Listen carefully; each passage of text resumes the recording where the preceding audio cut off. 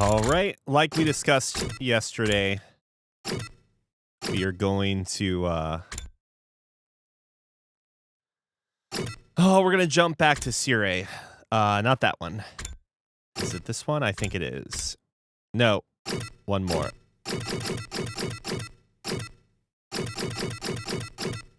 Man, that's a ways back. Hold on, I'm just gonna double check my math here. My math. 40 and 39.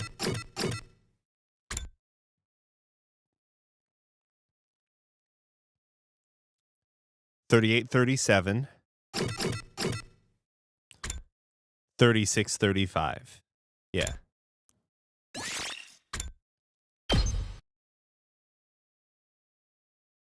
Oh, you know what? I gotta go and make this normal again. Hold on.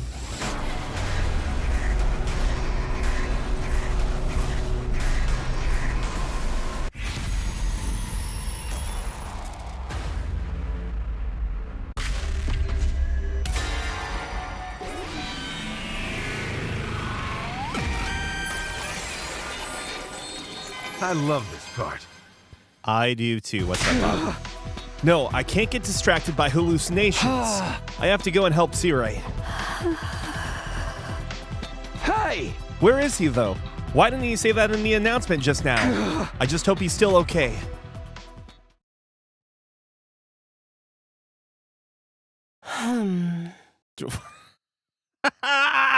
There's no difference! I mean, it's not that there's no difference. It's just that the outcome, I thought we were going to save Sire. I guess not. Takumi, I'm sorry. We didn't make it in time. What? I'm too late. We all came running when we heard that announcement, but by the time we got here, they were already like this. Judging by how severe the damage is, I don't think I'll be able to repair them. Let's take a closer look at the scene. We might find something linking this to the other incidents. Wait. Before we get into that, there's something I need to tell you. Go and wake the others up. Everyone needs to hear about this. Did something else happen? Yeah, you could say that.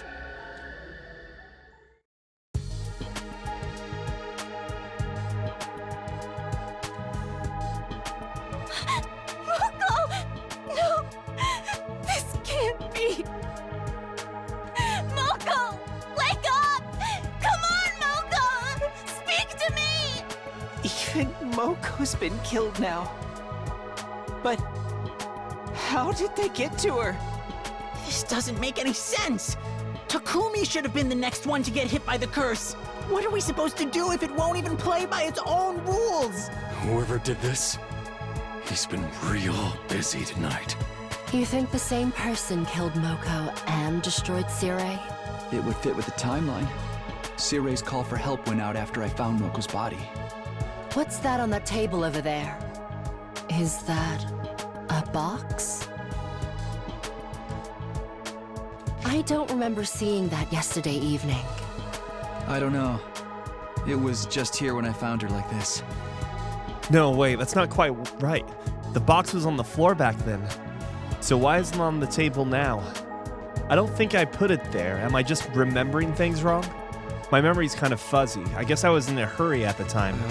Anyway, we should, investigate the crime scene. Don't you think you have something more important to do? What do you mean? Ima wants the box by today. Well, there's a box right there. The moon design is closer to the box of blessings, but it's a strange-looking old box nonetheless. Which means... we can save Nozomi! Without another word, I grabbed the box and ran off towards Ima's room. I do want to point out, I don't remember when it is, but Hiruko, when we're talking about who the culprit could be, or someone makes a comment about it, Hiruko says something along the lines of, don't forget, it could be a her, or it could be a she, or something like that, implying that the gender of the killer was female. So this, I think, I don't know. Maybe I'm reading too much into it, but I have a feeling that she knows more than she's letting on this route too. Without another word, I grabbed the box and ran off toward Ima's room. Ah. Hello, Ima, are you awake? Hmm. I'm coming in, okay?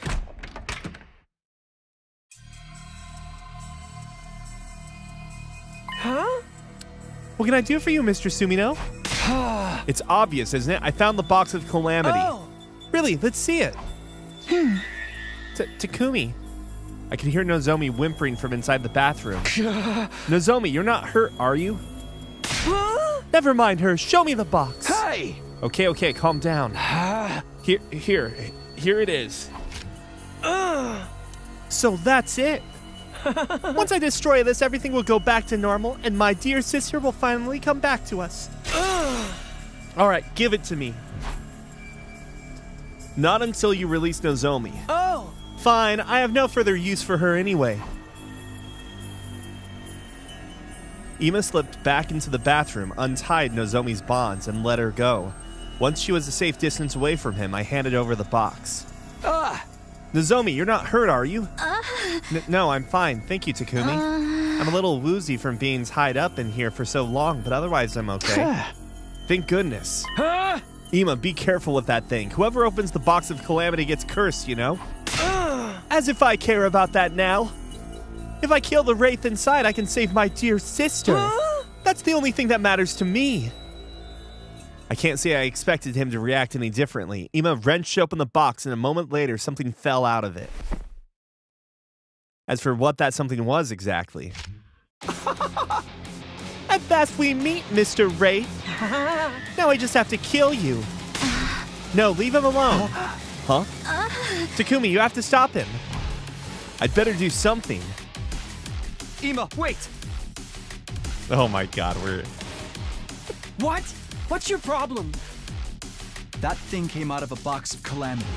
If you go sticking a knife into it, there's no telling what. But I have to kill it! It's the only way to save my dear sister! Please, just calm down and think about this. I've had enough of you, Mr. Sumino! It seems like no matter what I do, you're always there to get in my way! Well, if you're gonna try and stop me saving my dear sister, I'll just have to kill you first! Ima wasn't kidding around. There was murder in his eyes, but just as he lunged at me, there was a loud thwack. Ima reeled, staggered, and fell unceremoniously back through the bathroom door. Good grief, can't you handle anything on your own? Hiruko, you came to help me. Hiruko ignored me and went to check on Ima. He's unconscious. I think I might have hit him a little too hard. Let's put him in one of the cages in the courtyard before he wakes up. I'm curious though, why did you jump in to protect that doll? Why? Well, a doll? No, when he opened the box, there was a baby inside. That's why I wanted you to stop him from hurting it, Takumi. A baby. That doesn't make sense, does it? There's no way a real baby could have been in there. But at the time, I was so sure. That's what I saw. Hey, are you feeling all right? She's been confined against her will for the last 10 days. That kind of stress can make the mind play tricks. Nozomi, are you feeling sick or injured anywhere? I think I'm okay. I'll walk you back to your room. Takumi, you're in charge of Ima. Sure, why not? I took away Ima's knife, carried him to the animal pens, and shut him inside one. Now that that's done, what am I supposed to do with this doll?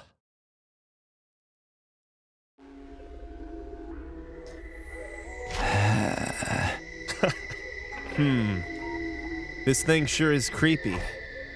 I didn't really want it in my room, so I ended up bringing it to the garage. Still though, what even is this thing? Did that other box have a doll like this in it too? Is that what the wraiths really are? No, this came out of a box with a moon design on it. It's a blessing! If what Ava said was true, that means it was a box of blessings. So, what does that mean? There you are, Takumi. Nozomi's back in her room and all settled in. She's been through a lot these past 10 days. She'll probably have to stay in bed and recover for a while. Tuh. I've also let the others know about what happened. Thanks, Hiruko. I know I may be stating the obvious, but they're all really cut up about Moko's death. Some of them are afraid, too. They think there may be more victims. You're right. What do you plan to do now? We need to find out who attacked Moko and Yugamu. But first, Moko deserves a proper burial. That's the least we can do for her. I suppose you're right.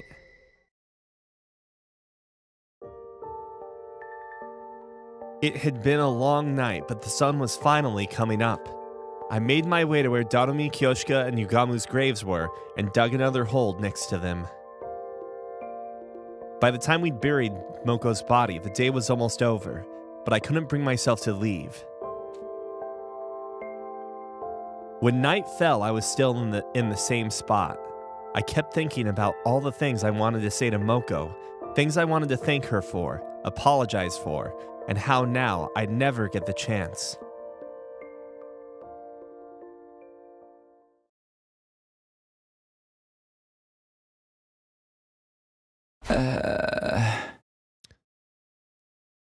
We started at this point where instead of picking up the box, we went to immediately go help Sire.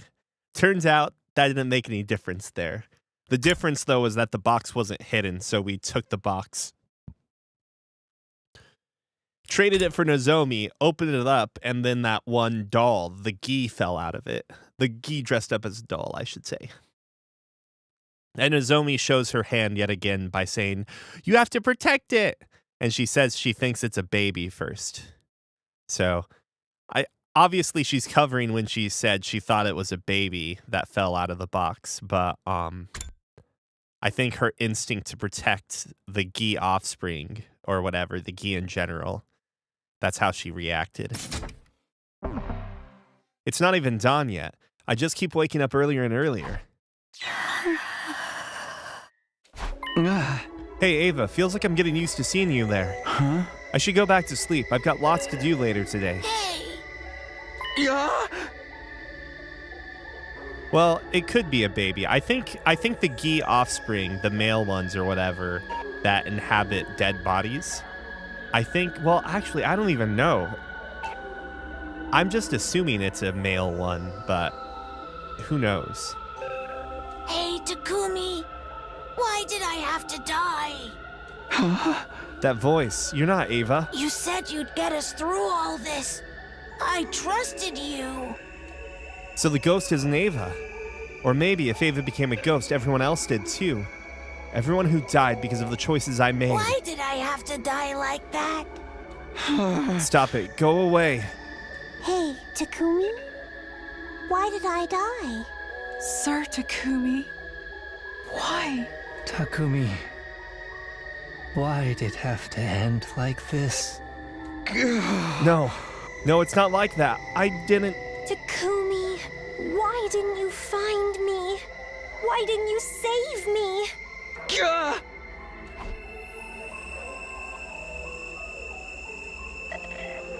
The next thing I knew, I was in the hallway on the second floor. I was in my class armor too. What was going on? As I tried to make sense of things, I spotted something in the corner of my eye. It was the ghostly woman again, now standing at the other end of the hallway. I felt rather than saw her getting closer. Instinctively, I knew that if she caught me, it wouldn't end well. I've got to get out of here! I have to run, but where? Anywhere's fine. The library, that'll do. Do-ba-ba-do-ba-ba. Do-ba-ba-da-da. No music. There ain't no music here.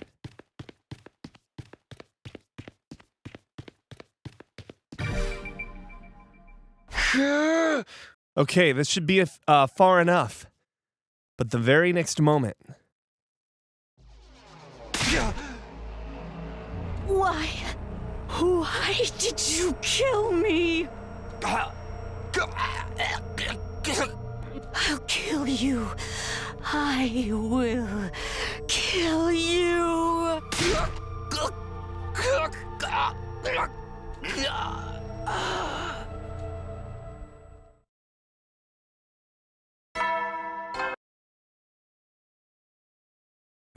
Get prepared. Be ready to get. Huh?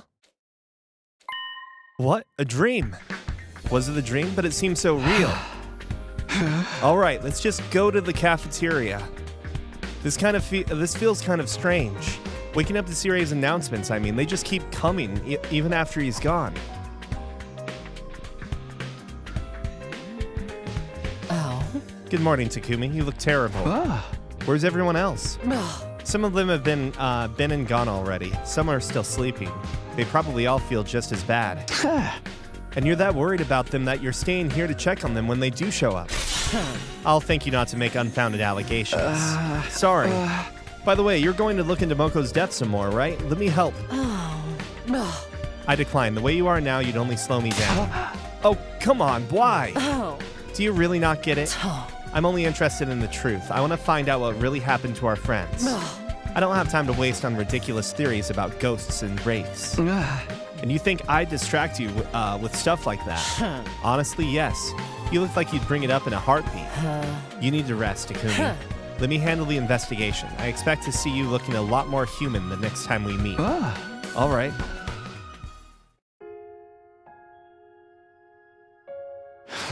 So then you came to help me out instead. Yeah, I can't leave all the library work to you. It's all right. I'm glad to be able to do something for all of you. If you insist, though, you can help me with sorting through documents like you did before. I've put a mark on anything that looks useful. If we get all this organized today, I should be fine to do the rest myself. Okay, sounds good. Where should I start? I spent most of the day in the library with the ghost boy. When it got dark, I went back to my room and went straight to bed.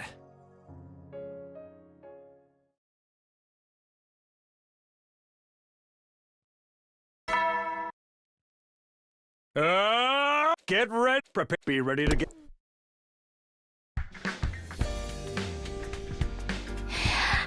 Oh, morning, Takumi. Morning, Tsubasa. Not having breakfast today? I already ate. I'm heading to the garage now. Right. Hey, thanks for all your hard work. Actually, I'm not working on anything battle-related today. I thought I'd take a closer look at Sire Nigo's remains. I'm pretty sure they're beyond repair at this point, but I figure they might have some rare components in them that could come in handy. Okay, well, it's nice you're keeping busy like usual. What can I say? I need something to distract me so I don't start dwelling on everything that's happened. And tinkering with machines is the perfect way to do that. Yeah, I get it. You know, you're not looking too good. Get some rest, okay? Don't push yourself. See ya. Hiruko won't let me help with the investigation, so I guess I'll just hang out with someone else today.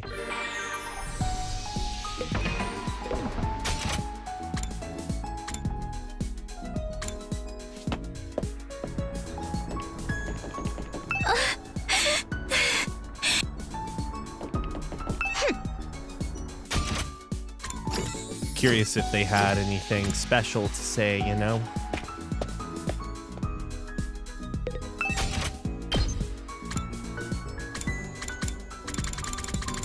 Everyone's dead.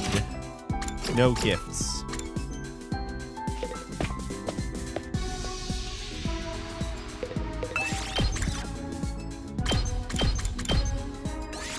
Let's go!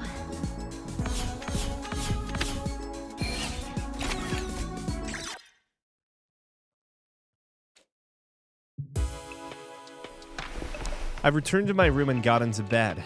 I had a lot to think about. I let the thoughts come and go as they would and eventually slipped off into a deep, dreamless sleep.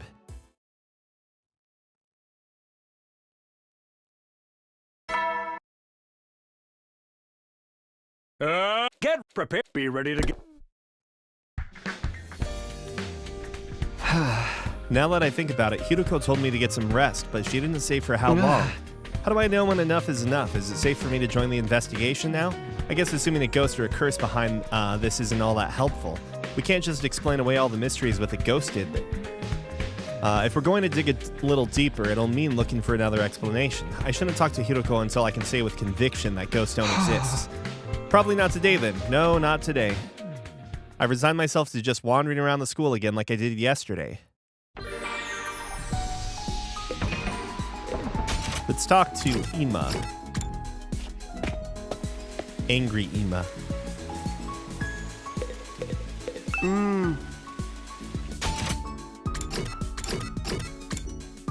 We can also check upgrades. I'm assuming we still have like some battles to do at some point in time, right? I don't know, man.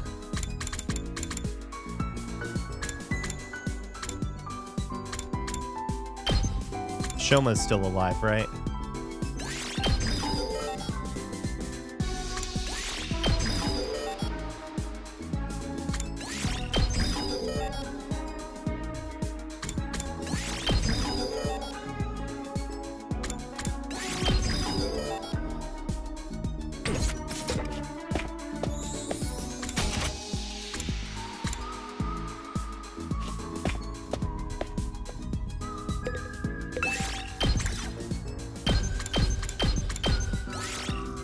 Roll out!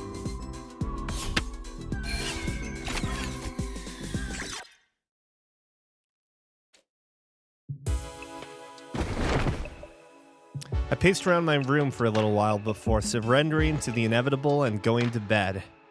As usual, different thoughts and ideas drifted in and out of my head, but I eventually got to sleep.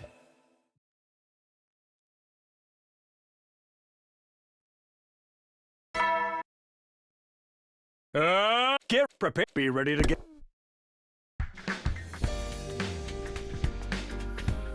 Huh? Ima, I brought you some breakfast. I can't let you out of there, but I don't want you starving either. You should eat a little of something at least. Why does it have to be like this? What is it? You, me, the others, why are we still alive? What's the point of a world that no longer has my dear sister in it? What's the point of going on?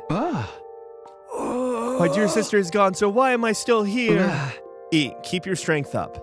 That was all I could trust myself to say. I left Ima alone with his thoughts.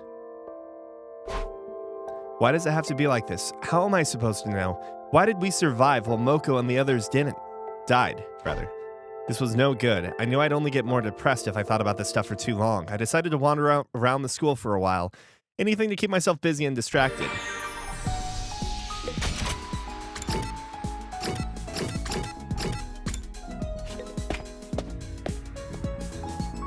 Oh! Roll out!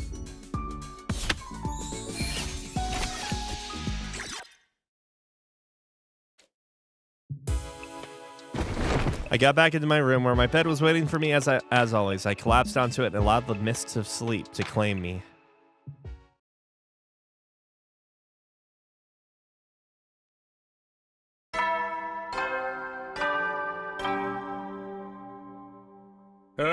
Get prepared. Be ready to give... Hello, Takumi. On your way to the cafeteria? Yeah, I could use some breakfast. Hey, do you mind if I ask you something? It's been bothering me lately. Is Kako really dead? Where's this coming from? I've got nothing to back this up, but isn't it possible that she went missing and she's still out there somewhere? These last few days, I haven't been able to get that idea out of my head. Kako still alive. She up and disappeared one morning, and we haven't heard anything from her since. Up until now, I just assumed that was part of the curse. But it does seem strange with all the other murders, they left the bodies behind. If she is, then all we can do is hope she'll find her way back soon. I suppose so. After eating breakfast, I went back to my room for free time. Do I have enough for Shoma? No, I don't. I need plants. He needs protein after all.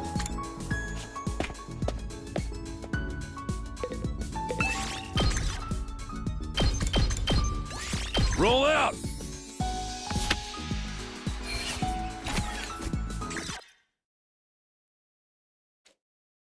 I think it's plants. Maybe it's not.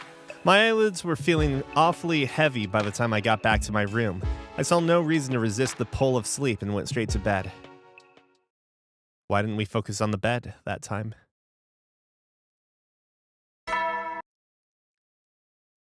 Get prepared. Be ready to get... Hello, Takumi. On your way to the cafeteria? Wait, what?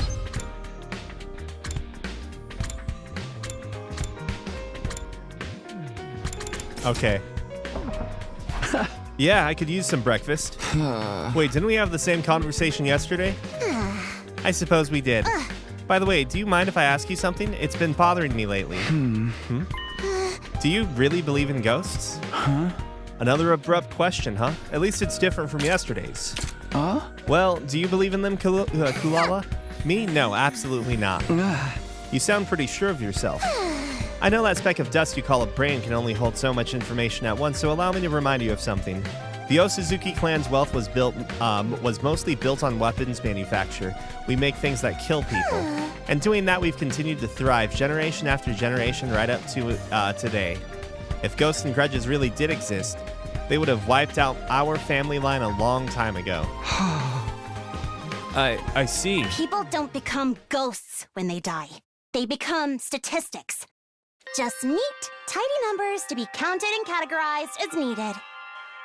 That kind of sounds like a cruel way to think about it. Not at all. Thinking about people after they're gone only brings you pain. But numbers, they're nice, clean, and easy to deal with. Takumi, when I die, make sure you treat me as just another statistic, too. As an Osuzuki, I've always known that that's how it will end. I've made my peace with it. After eating breakfast, I went back to my room. Huh? I guess I'll just do whatever today. Wow, we're leaders. We're the best leaders. We are such good leaders.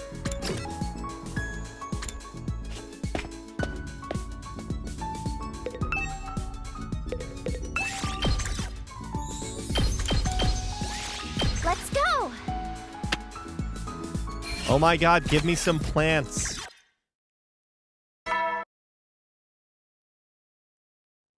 You never will then. I'd better get some sleep.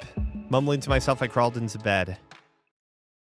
I found myself thinking about what Kulala had said that morning. When people die, they become statistics. Just then. Huh? What am I doing here? And why are you here too? Takumi, you didn't really mean that, did you? Kako, didn't mean what? All we can do is hope she'll find her way back soon. That's what you said. But that was a lie, wasn't it? You do think I'm dead. If I wasn't, there's no way I'd be appearing like this, is there? What are you talking about?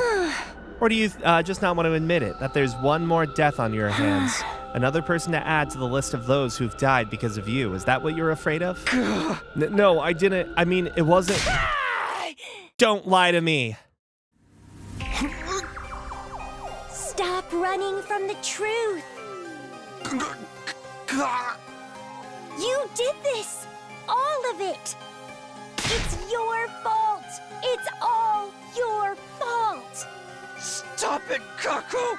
Please! It hurts! You did this to me. You did this to me.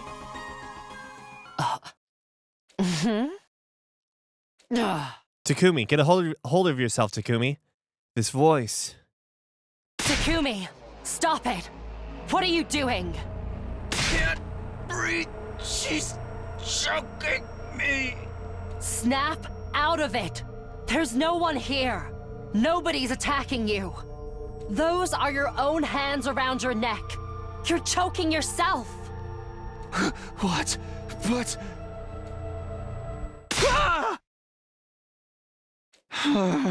What was I doing? That's what I'd like to know. I saw you staggering around, so I followed you, and then I found you like this. It was Kako, the ghost. Calm down, there's no such thing as ghosts. You're just letting your feelings of guilt lead you down a path of self-destruction. No, that's not it. I really was attacked by the ghost. And look at this. She had her hands around my neck just a moment ago. How else can you explain these marks? I heard about an experiment that was held a long time ago. They started by showing a subject a red-hot metal rod. Then, while they weren't looking, they switched it with a normal room temperature rod painted red. Oh, guys! Here we go with Here we go with like stupid experiment explanations. This is Uchikoshi's best. This is his trademark. When they put the rod on the subject's skin, it left behind welts as if it really had been burned. What's that got to do with what's happening here? Those marks in your neck are the same. You created them yourself. If you believe something is real, scars can show up even when there's no actual physical stimulus. It's a well-established phenomenon. But... Just listen, Takumi. Forget about those marks for a moment. Try to recognize the fact that you're not thinking clearly. Take a minute to calm yourself down and breathe. If those marks are psychosomatic, like I think they are, they'll disappear once you calm down and give them a little time. They will. Maybe you're right. There's been a lot going on lately, and I'm supposed to be the leader here, and well... I know. Go back to your room and get some sleep. Or I can make us some herbal tea, and we can just sit quietly for a while. Thanks. I'll go to bed. I want to rest up for tomorrow. You know, I'm still surprised at how nice you can be sometimes, Hiruko.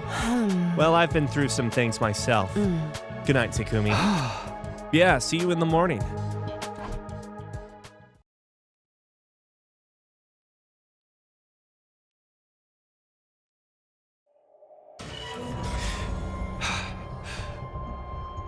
Ima. We found him like this morning. He must have been attacked during the night. And the revive-o-matic? It won't work. He's been dead for too long. I'm sorry. Damn it! How the hell did this happen? Do you even have to ask? It's the curse again, duh! No, it can't be. It's gotta be the invaders or something. You guys are crazy! Look at the lock! It's not broken! The cage was still locked when this happened! Who could do that apart from a ghost? This cage isn't the one with the tunnel underneath it either. So, maybe.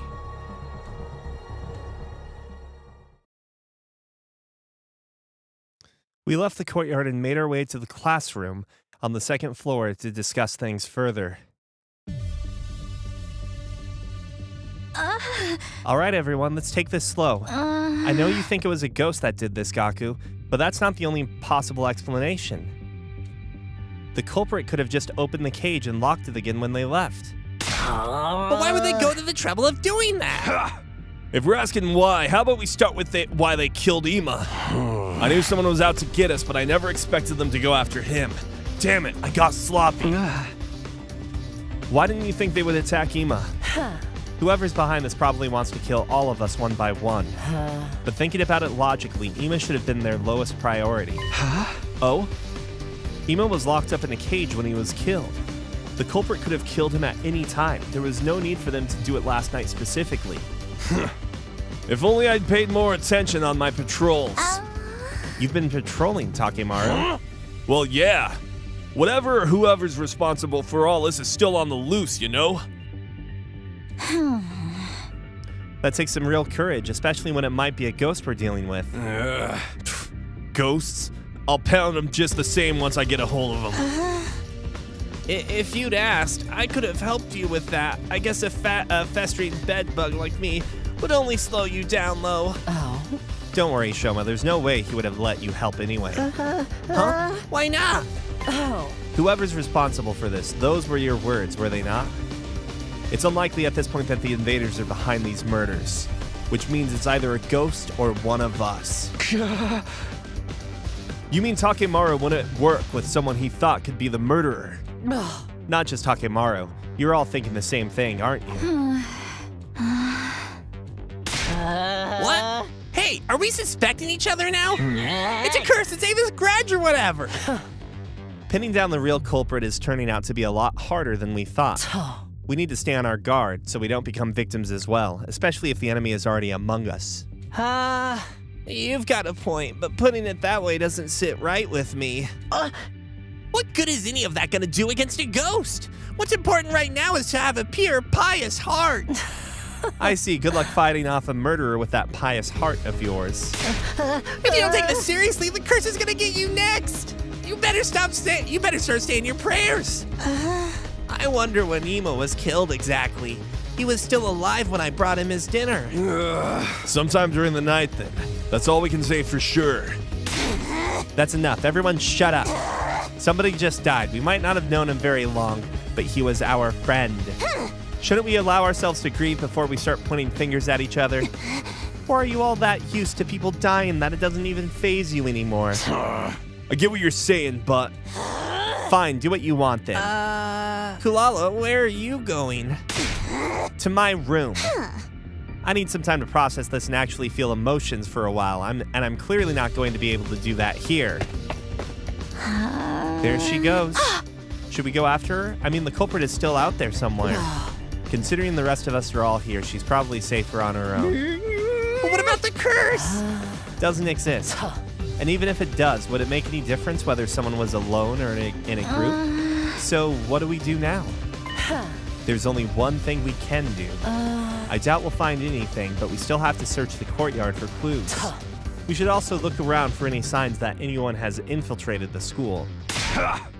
Too little, too late, if you ask me. We're gonna start figuring out some preventative measures, or it's just gonna be murder after another. Huh? That's what I've been saying all along. We've got to cleanse our hearts and pray. I wish stopping all this was that easy. We returned to the courtyard and looked around, but we didn't find anything to tell us what happened. Then we dug a grave for Ima next to the others. Time passed and the sun went down. Soon enough, it was full-on dark and everyone went back to their rooms. I did the same and took a moment to think about the last thing Ima had said to me. You, me, the others? Why are we still alive? If I'd given him a real answer to that question, would things have turned out differently? Could I have prevented Kako from getting mixed up in these incidents in the first place? Could I have stopped all of this? Where did I go wrong? Takumi. Huh? I opened my eyes to find Hiroko standing over me.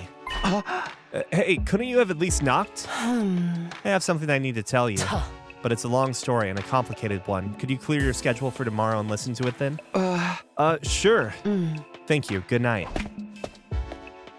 With that, Hiroko was gone and I drifted off to sleep.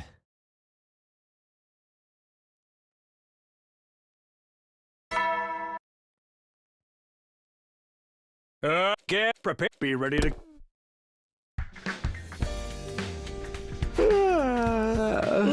Morning.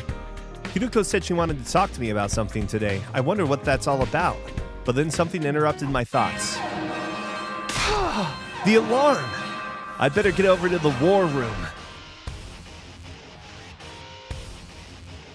Okay, she's here. Oof.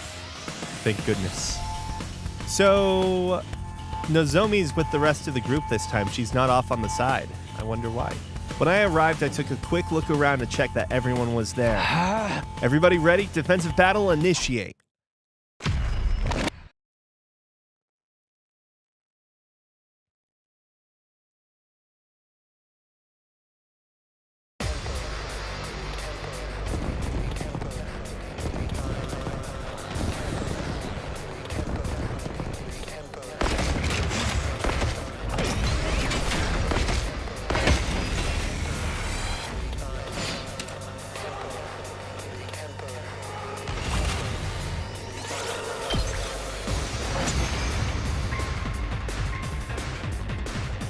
Looks like we made it through okay. That just leaves the commander. Keep up the good work, everyone.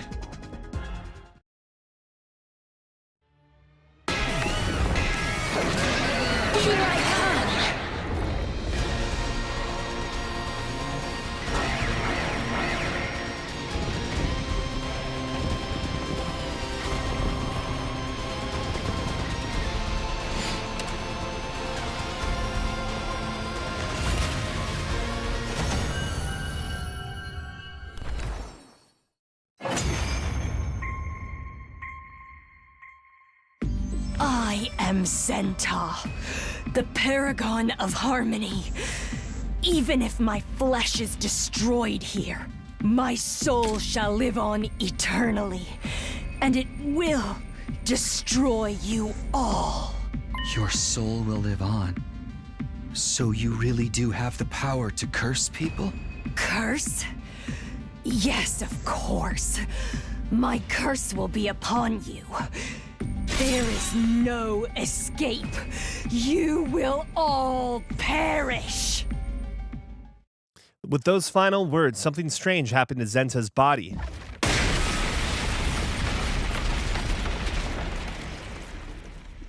It splintered all over and burst into tiny pieces, disappearing into a plume of smoke. Huh?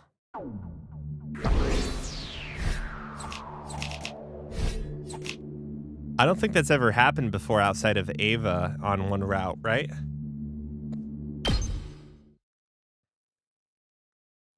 That night, we all met in the cafeteria for dinner. Veshnes didn't show up this time. That's something. Probably because Zenta self-destructed. There was no cryptoglobin for her to absorb after that. More importantly, you guys heard what Zenta said, right? You mean right at the end? Don't pretend like you didn't hear that. My curse will be upon you. You will all perish. Probably just acting sore on account of losing. You can't keep running away from the truth forever. Or have you forgotten what happened after Ava cursed us? I understand what you're trying to say, but what do you expect us to do about it? The others were all killed when they were on their own. Obviously, we all gotta stay in a single group from now on. We stick together so we can be ready for the next time the ghost attacks. That's the only way we're gonna survive this. I'm impressed. You said something that's not complete drivel for once. What are you talking about? I'm the only one here who has any good ideas. Having to put up with my company even more than usual probably won't be good for anyone's mental health. I don't know about this, but if you're all on board with it. Oh. Absolutely not. Huh? Don't get me wrong. You can all stay in a group if you want, just so long as that group doesn't include me. Whoa. Try to read the room here. The conversation was totally moving toward everyone agreeing. I know, but I don't want to. You're being so selfish here. I'm not gonna let you get away with that. Oh, and what are you going to do about it, Gaku? Me? Well, I decline your offer. I'm going back to my room alone. Unless you think you can do anything to make me change my mind. That is... Hey! Yo, back off, Hiroko. You got no right to throw your weight around like this. Yeah, you tell her, Takemaru. And what are you going to do about it? I know you don't hit girls. Yeah, you got me there. Oh, come on, man. You can try to force me to stay, but I won't recommend it. Now, if you'll excuse me. Hiroko strolled confidently toward the door, but right as she was almost there, she stopped. Then she turned to me. We'll talk tomorrow, Takumi. I want you fresh and well-rested to hear what I have to tell you. Oh, shit, she's dead. Salute, everyone. Press F. It was obvious none of us could sway Hiroko from her decision, and there wasn't much point in all but one of us staying in a group, so we all went back to our rooms like usual.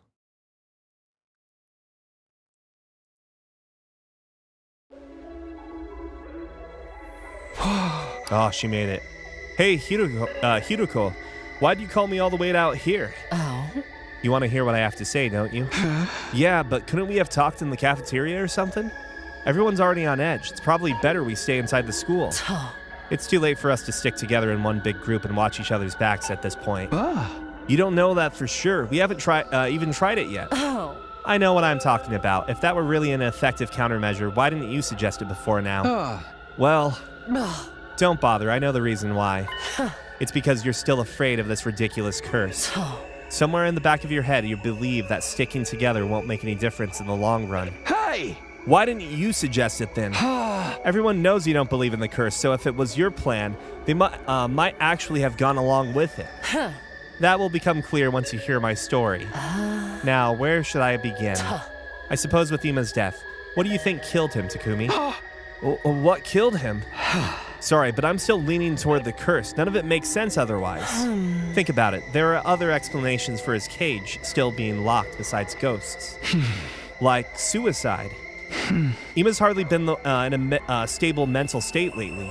He's been getting worse and worse ever since Kako disappeared. So it all got too much for him, and he decided to end it all? No, he'd have needed a weapon. And even if he had one, could he have stabbed himself that many times? You're letting your fear cloud your judgment. You shouldn't need me to spell this out for you.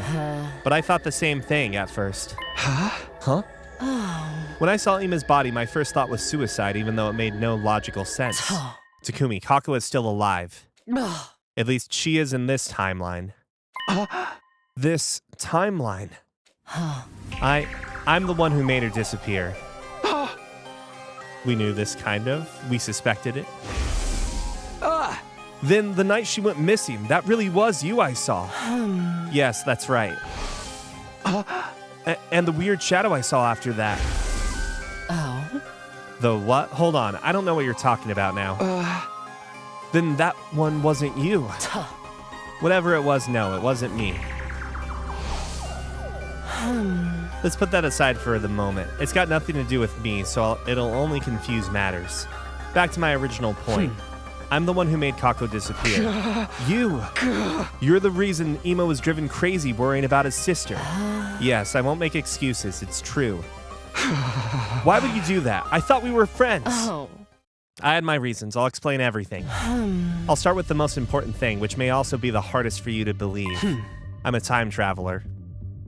Although if you want to get technical, it's more like a time loop than a time leap. Loop? Leap? You mean you're like me?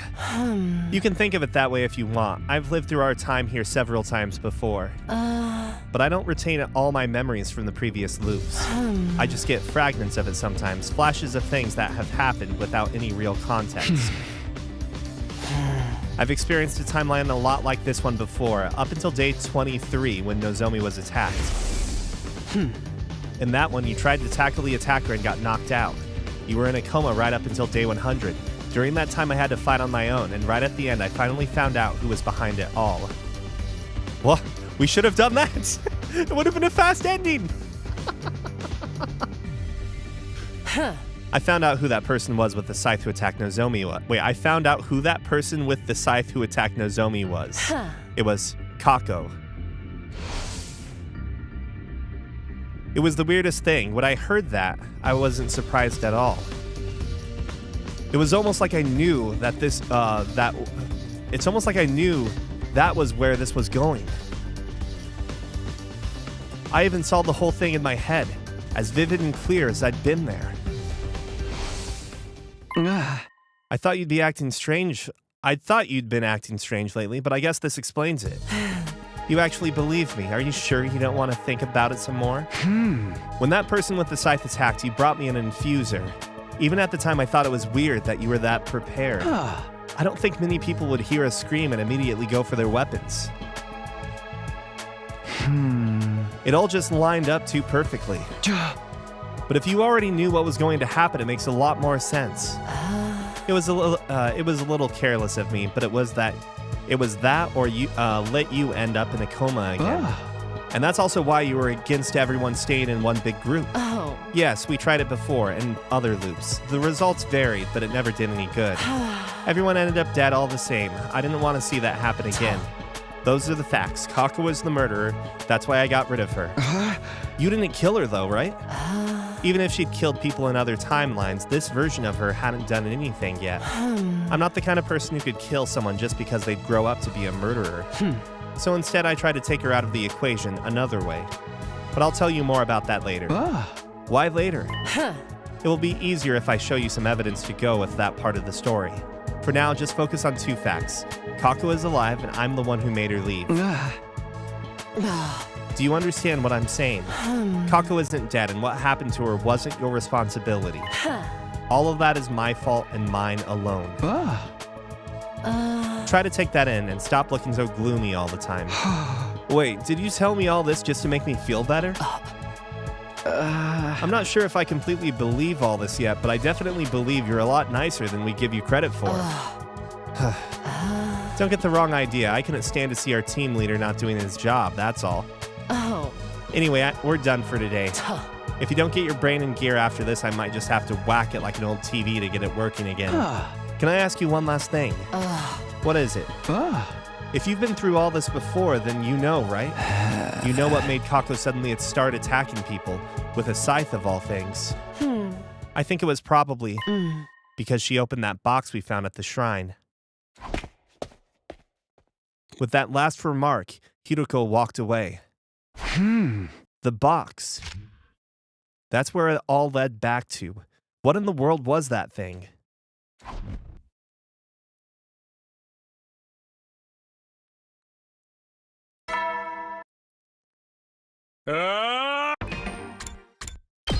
Let's take a quick recess.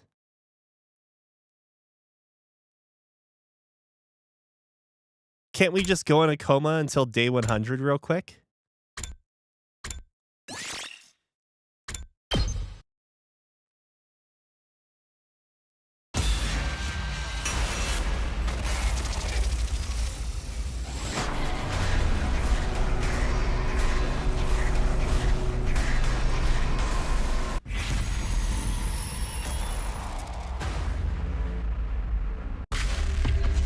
Our absolute trust in Hiruko led us down like a very complicated route when we could have just had 100 days and done, supposedly.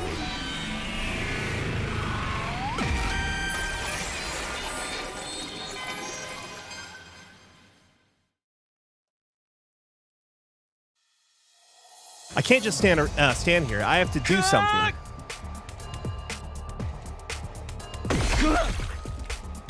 Takumi! Takumi! No! Don't do this! Don't do this!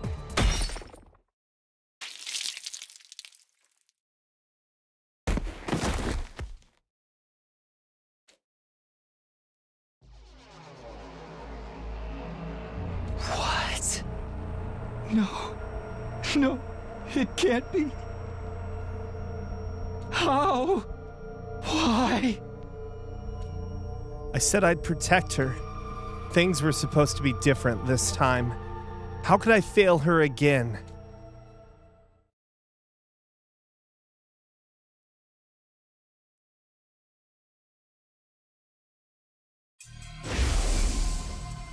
How could I fail her?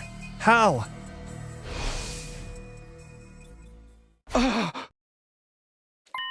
This is... What am I doing here? Nozomi, where's Nozomi? Hello? Where is everyone? Hello? Somebody? Anybody?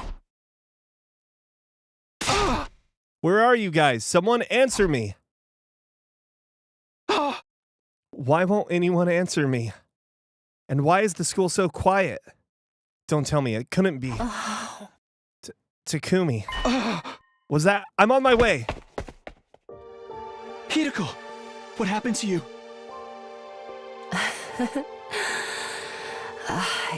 You're quite the sleepyhead, aren't you? It's been more than 70 days since I last heard your voice. You slept through everything else, then woke up right at the end on day 100. Your timing leaves something to be desired. Day 100? I was out for that long? You were in a coma. You just shut down. Not that I blame you. Not after witnessing that scene. No, I'm sorry. Don't try to talk anymore. Let's get you to the infirmary. It's too late for me. What do you mean? We still have the Revive-O-Matic, right? The war is over. We lost. The others. They're all dead. She killed them all. What? Dead? Killed? They're all gone. All except her.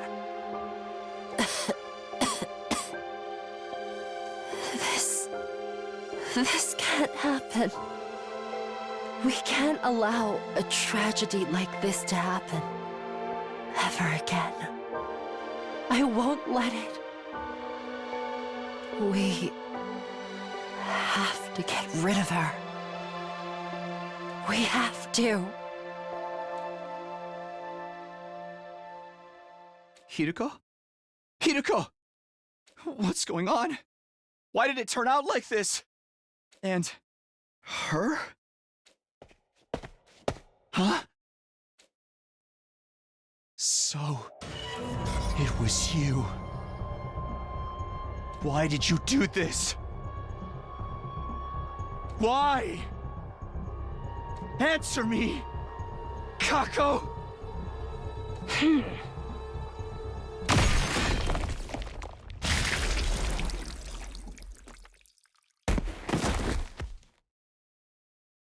The scythe came down and everything went black.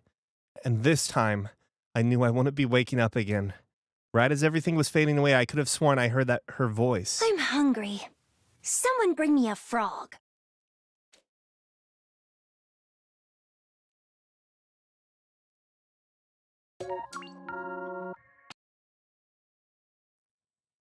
Box of Calamity route, Night of Despair.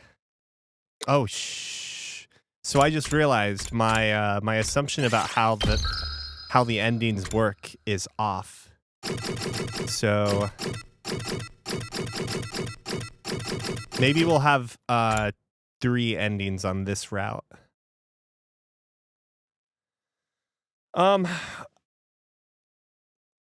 So the gi inside of the boxes, okay, so this is, that was number 33, so we were looking for 34 in that route, so hopefully 34, 35, and 36 are all in this route. Regardless, I already feel satisfied since we've gotten more information about Hiruko on this route. Not satisfied as in we're gonna stop playing this route. Don't get me wrong.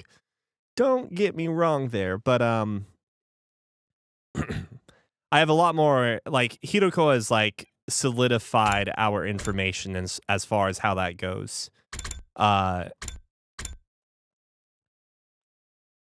There are multiple boxes, right? Ava lets us know that she hid the box that was in the, like, within the school grounds. That, like, Takumi sees in his sort of nightmare thing when he first sees Ava, or the apparition, excuse me, in general. And she also hides the box that is in the that is, like, nearby the school that Kako goes and finds. So Kako becomes infected due to that box, most likely. And then we have the box with the toy that is currently in a cardboard box in our route now, but tried to kill Takumi and then got destroyed in our timeline, right? So there are two methods of killing that can look similar. There is a knife-wielding gi teddy bear, and then there's a scythe, right? And whether or not, I don't know. Whether or not Kako, so Kako basically is taken care of in this timeline. We know that, and taken care of in this timeline too, which is why she doesn't show up again. We assume she's dead, but it turns out she's not dead.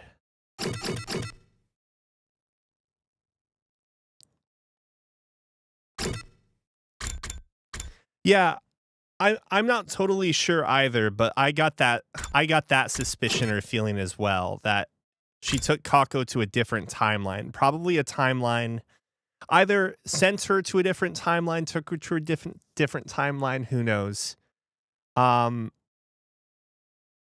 or has taken her to a lab of some sort and secured her there. But she says she has evidence that she wants to bring up or something, or point out.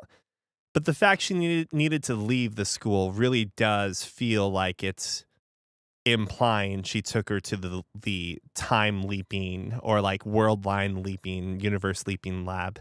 But she doesn't talk about leaping in when I say leap, I'm referring to how they use it in Zero Time Dilemma, and Virtue's Last Reward. I think they use that term too.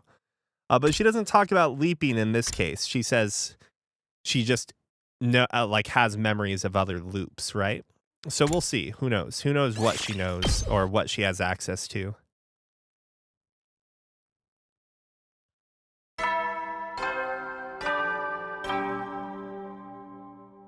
Up and at 'em! Get ready for you. Prepare. Be ready to. Well, she mentions in that explanation that she wasn't like she doesn't know anything about Takumi following or like seeing a shadow afterwards, right? So who knows? Who knows? That would explain the sponsor stuff with the leap suit. Referring to the killing game one, I don't know. I still think it's Kulala. Who else is going to have the power and knowledge to genetically modify the bees? It could be Nozomi still, but who knows? I got up, had breakfast, and went back to my room. I was still thinking over what Hiroko had told me. She claimed to have experienced all this before in another timeline or time loop. Under normal circumstances, it was the kind of story no one would believe, but I had no reason to doubt her. After all, I was a time traveler myself, with 100 days worth of memories from another timeline, and if she was trying to deceive me, she'd probably have come up with a more credible story. I'm more worried about how the box fits into all this. There's someone else I need to talk to, too.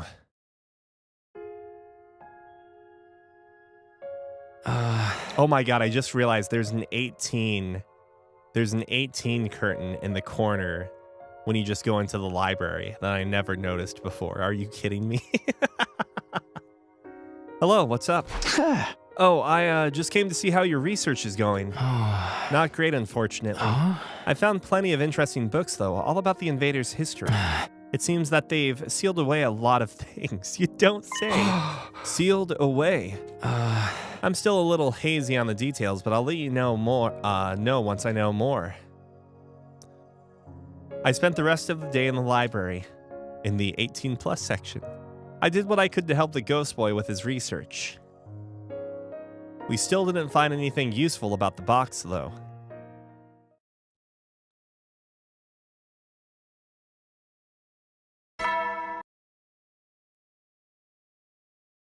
Get prepared. Be ready to.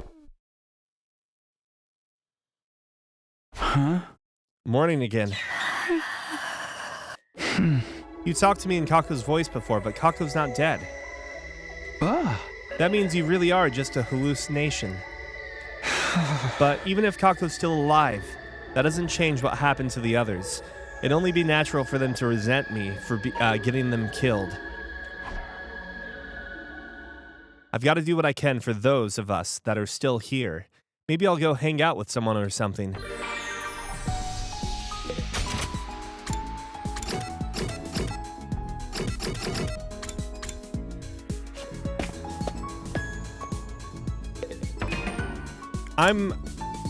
It would be cool if all the different time traveling Atos could be explained by, like, you know, it all evens out. This Atos from this timeline and this Atos from that timeline.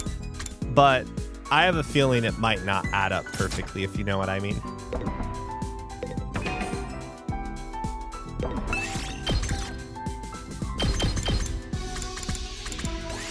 Let's move.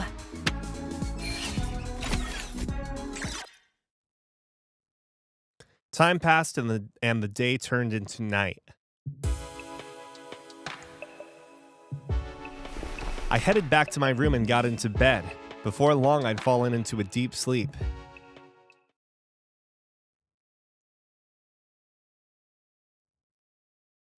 Maybe it was the fatigue from the past few days catching up with me, but I couldn't bring myself to do much that day.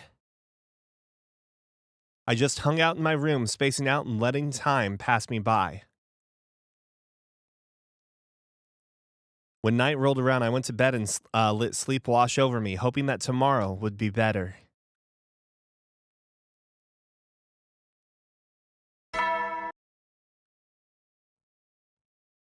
Get prepared. Be ready to.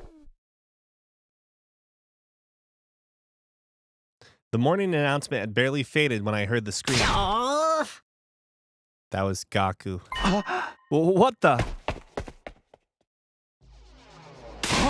Takumi, you hear that just now? Yeah, I could tell. I couldn't tell who it was, but I heard a scream. Please tell me it's not another attack. Has my body odor finally gotten too much for someone? None of us were the ones who screamed, right? Who does that leave? Who's not here? Just Hiruko and... Somebody help, it's here, I saw it! Oh, it's just you. All right, everyone, false alarm. Gaku again, I'm going back to bed. Hey, what's with that half-ass reaction? I need help, it's coming for me! Feels like I don't need to ask, but what's coming for you? The ghost, of course! I was asleep just now, but then out of nowhere, someone grabbed my leg. It was a touch as cold as death, an unrelenting grip filled with hate. It's gotta be a ghost. The commander's curse is taking effect. Hiruko had the right idea. Even with Gaku screaming his head off, she never even left her room. Good work, everyone. Sorry I was so useless. I'm gonna let this one slide since it was after the morning announcement, but don't go pulling this shit after dark, okay? How can you guys be so heartless? I was just attacked by a vengeful ghost. Yeah, I'm sure you've been through a tough time. Like I said, I'm going back to bed. If you disturb me again, there will be consequences. All that screaming must have taken it out of you. Would you like me to get you some breakfast? Come on, this isn't isn't anyone gonna show me any real sympathy? If it was a ghost, you're the last guy I'd want to haunt. Takumi, you believe me, right? You believe in ghosts, right? I don't think anyone's completely ruling them out at this point. So why does no one believe me when I try to tell them about it? Well, say something. You gotta help me, man. The ghost's after me. I could die. Just stand by me, okay? Whatever you do, don't leave me alone. I guess I can do that. Great. I knew you wouldn't let me down. Now we're gonna need protection. Help me find some salt. What about Hiruko? Gaku stuck to me like glue for the rest of the day. I had my doubts about his idea of protection, but I did my best to humor him. Fuck, she's dead. Isn't she? Be ready to... I barely had time to take note of the morning announcement when a different sound filled the air. Oh no. It's an enemy attack. I'd better get to the war room. Oh. Oof. As usual, everyone was there waiting for me. How did they always get here so fast? I pushed aside those unimportant concerns and turned my attention to the battlefield. What's our status? It's all small fry this time. A lot of them, but no sign of any commanders. That makes sense. The last commander we beat was the 12th one. Veshnes is the only one left now. She won't be coming this time, though. How can you know that? Don't ask questions. I just do.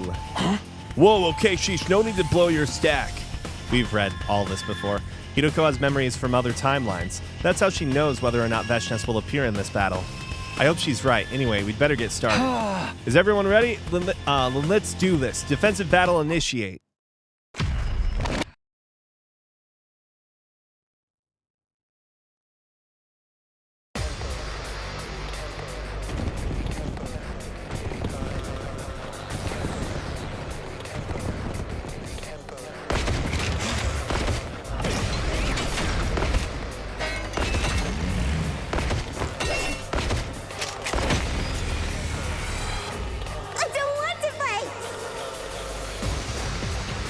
Help me!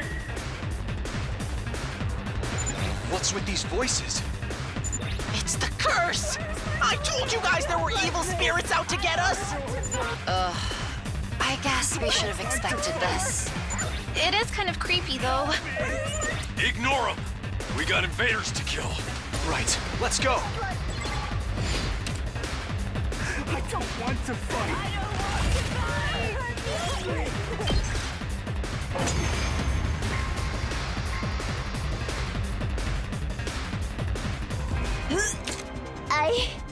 I think we got them all. The next wave is usually when the commander shows up. If there's no commander, this should be easy. Keep going, everyone!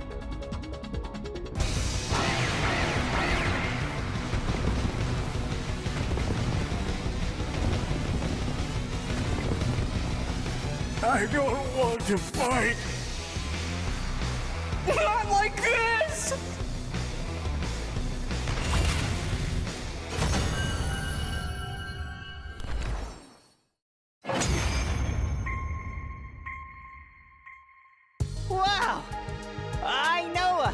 consolation prize of a character like me has no right to brag, but that really wasn't too hard. Not physically, but putting up with those weird voices the whole time was totally stressful. See? It's just one more way the curse is manifesting itself. You really gotta let that go, man. At the very least, Zenta's curse didn't do anything. We haven't lost anyone since then. This battle left a bad taste in my mouth. Can we go back now? Yeah. I'm going to take it easy in my room for a while. Another battle is over. Like Tsubasa said, though, the eerie screams of our enemies had taken their toll on us, even after ringing in our ears. Rah, rah, rah. Again, this is one-to-one the same.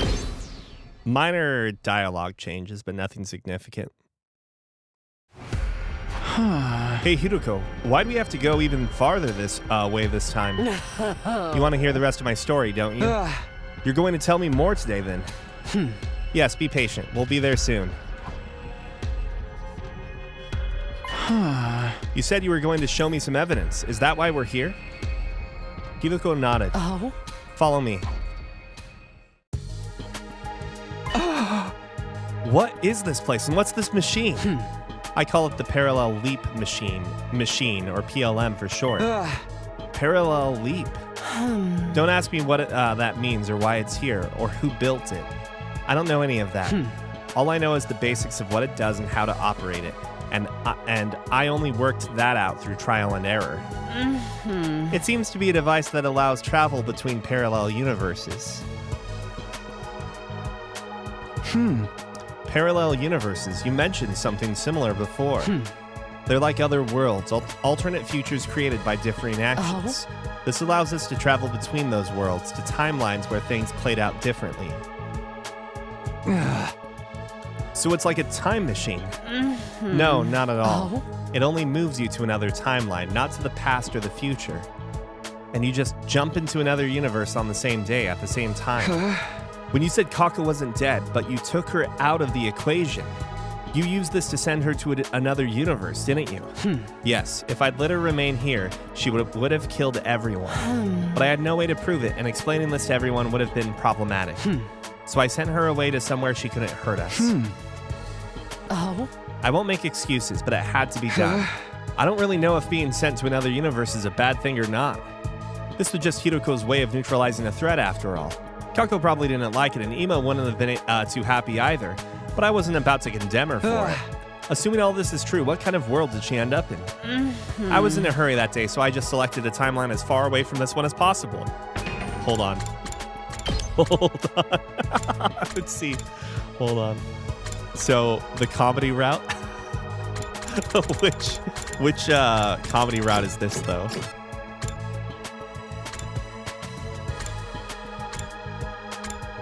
Oh, you don't get the titles. Was this the fish route? I think it might be, because I think this was the... Yeah, this is the smart ass route, right? Where we have to retort. Every time we retort as a straight man, it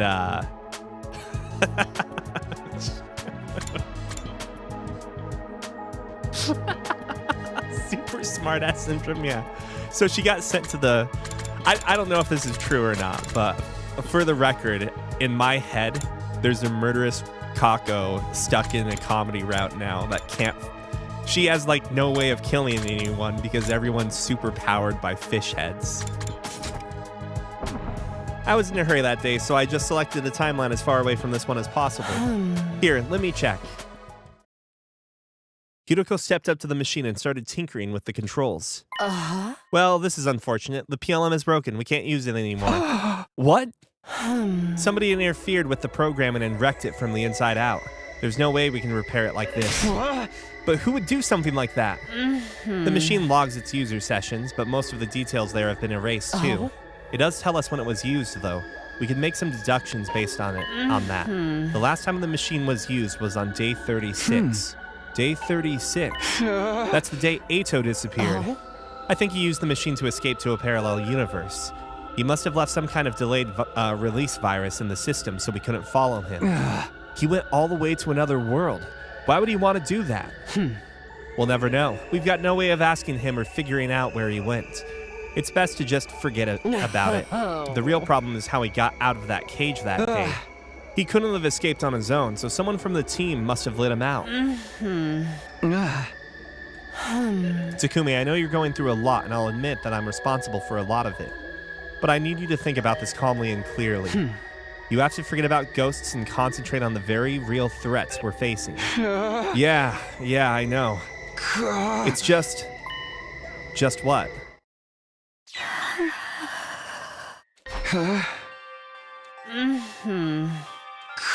Nothing. It's nothing. The ghostly woman had been watching us the whole time, but telling Hiroko wouldn't do me any good. Logically, I knew she was just a hallucination. But with her constantly hovering on the edge of my vision, it was easy to forget that sometimes.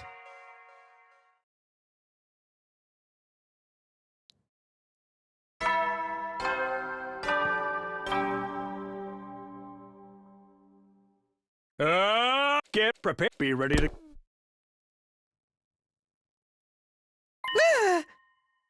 I really don't think this is a good idea. Shut up, man. I'm going. Don't try to stop me. Huh? I heard voices raised outside and rushed out to see what was going on.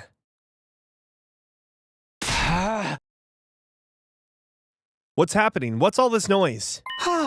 Takumi. Oh, hey, Takumi. What are you two, why are you two fighting? I can hear you through the walls. Takimaru says he's going out searching the ruins on his own. What? Why would you want to do that? Ain't it obvious? All the stuff about curses and crap keeps coming back to the box of whatever it was. We keep going in circles because we still don't know what the deal is with that box.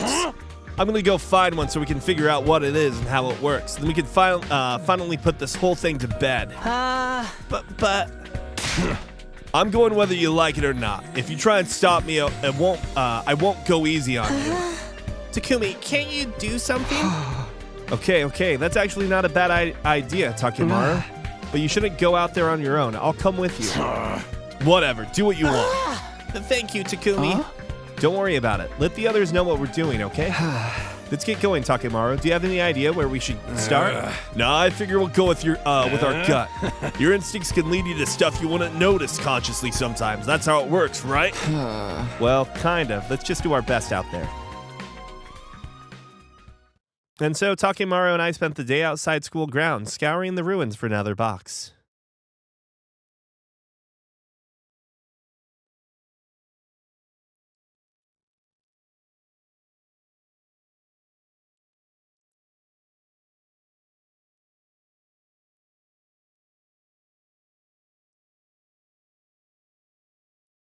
Did we get knocked out or something?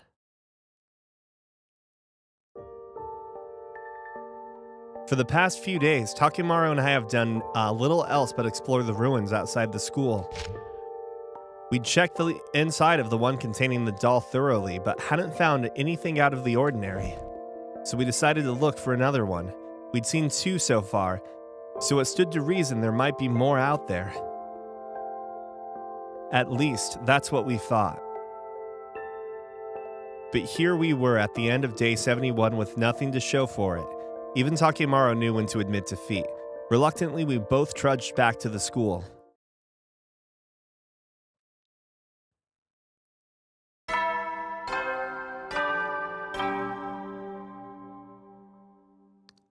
Up and Adam troops, time to get ready. Prepare. Be ready to... Most of the invader attacks happened first thing in the morning, and this one was no exception. Hot on the heels of the morning announcement, the alarm sounded. Intruder alert. Intruder alert. Up defense mode initiative.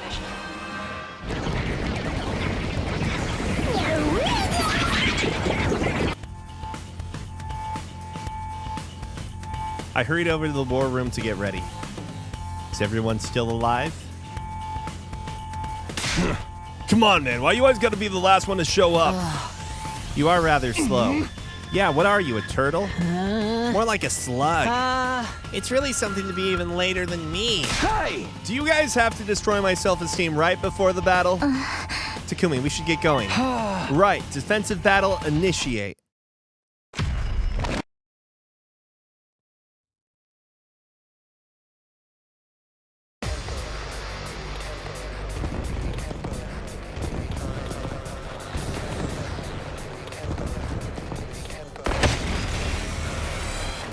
I don't want to fight! No!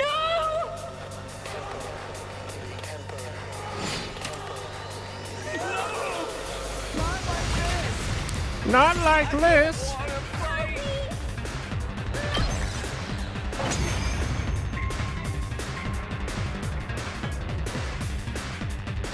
Oh man, this is so easy! I don't even want to throw up like I usually do. Not even a little? I tried dry heaving, but I just coughed up an old scrap of food. Gross! Too much information. You guys want to quit the chit-chat? Yeah, it looks like the next wave of enemies are here. Then we take them out too.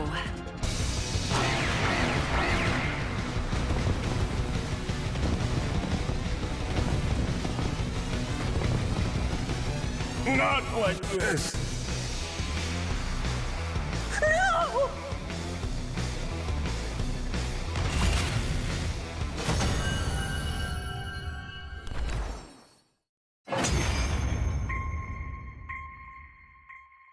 It's over? When things are this easy, it feels like the floor is gonna be pulled out from under us any minute. Ugh, don't be such a paranoid little pessimist. We had an easy win. That's a good thing. I guess so. Good work, everyone! I kind of wish it was always this easy. Let's just take some time to enjoy and appreciate this victory. Yeah, you're right. We won, and that's what's important. Thanks, everyone. You did a great job today. Despite the relaxed mood, my thoughts were still racing. Did these invaders feel hatred and resentment towards us for killing them? Could those feelings be strong enough to linger even after death? Would they come back as vengeful ghosts? Could they even possess one of us?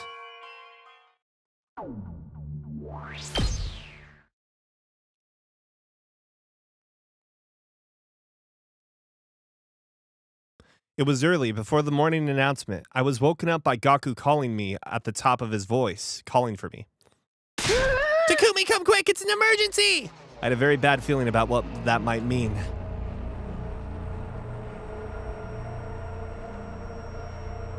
No! Gaku took me to the classroom on the first floor. Everyone else was there too, just outside the door. No, wait, we're missing someone. Don't tell me. With a lump in my throat, I charged forward into the classroom and saw exactly what I'd been afraid of. Kurata. When I came here this morning, I found her like this. The mask that Kulala usually hid behind her had been removed. Her face was deathly pale, and it was clear to everyone she was gone. The blood on the floor mostly dried too, so we can't bring her back. Kurata! Damn it! Talk to me! Takemaru, don't. We're too late. She's dead. Poor Kurata. Why did this happen? Another victim! The curse is back! Wait. Something doesn't make sense to me. What's that? Hiroko beckoned us out into the corridor. Huh. She was killed in this classroom, a place none of us use most of the time. Gaku, you said you were the one who found her. What were you doing here and so early in the morning? You're not suspecting him, are you? I'd like him to explain his behavior at least. It's not normal to go poking around in random rooms before the day's even officially started. Whoa, whoa, whoa, whoa, you can't pin this on me. I was called here by her ghost. Her ghost? I was asleep just like normal when suddenly I started finding it hard to breathe. And then next thing I knew, I was here. It must have been Kulala's ghost guiding me here so she could punish me for letting this happen. I really... I make Gaku even more annoying. Seriously, dude? You're still going on about that crap? You guys are just as bad as me. You're always shooting me down when I bring up ghosts, but you never come up with any other explanations. Oh, maybe you got a point. Hey! This is too much. How long are you gonna keep denying it? We've been cursed by the Box of Calamity, by Ava, by Kulala, probably by a bunch of others too. Everything weird that's happened is their fault. We need to exorcise them or we're done for. I refuse to accept that way of thinking. I'm not asking you. Takumi, you believe me, right? The curse is gonna get us all if we don't do something. We need an exorcism. Don't be fooled, Takumi. There's a logical explanation for all this. Holding silly rituals is only going to waste our time. I think...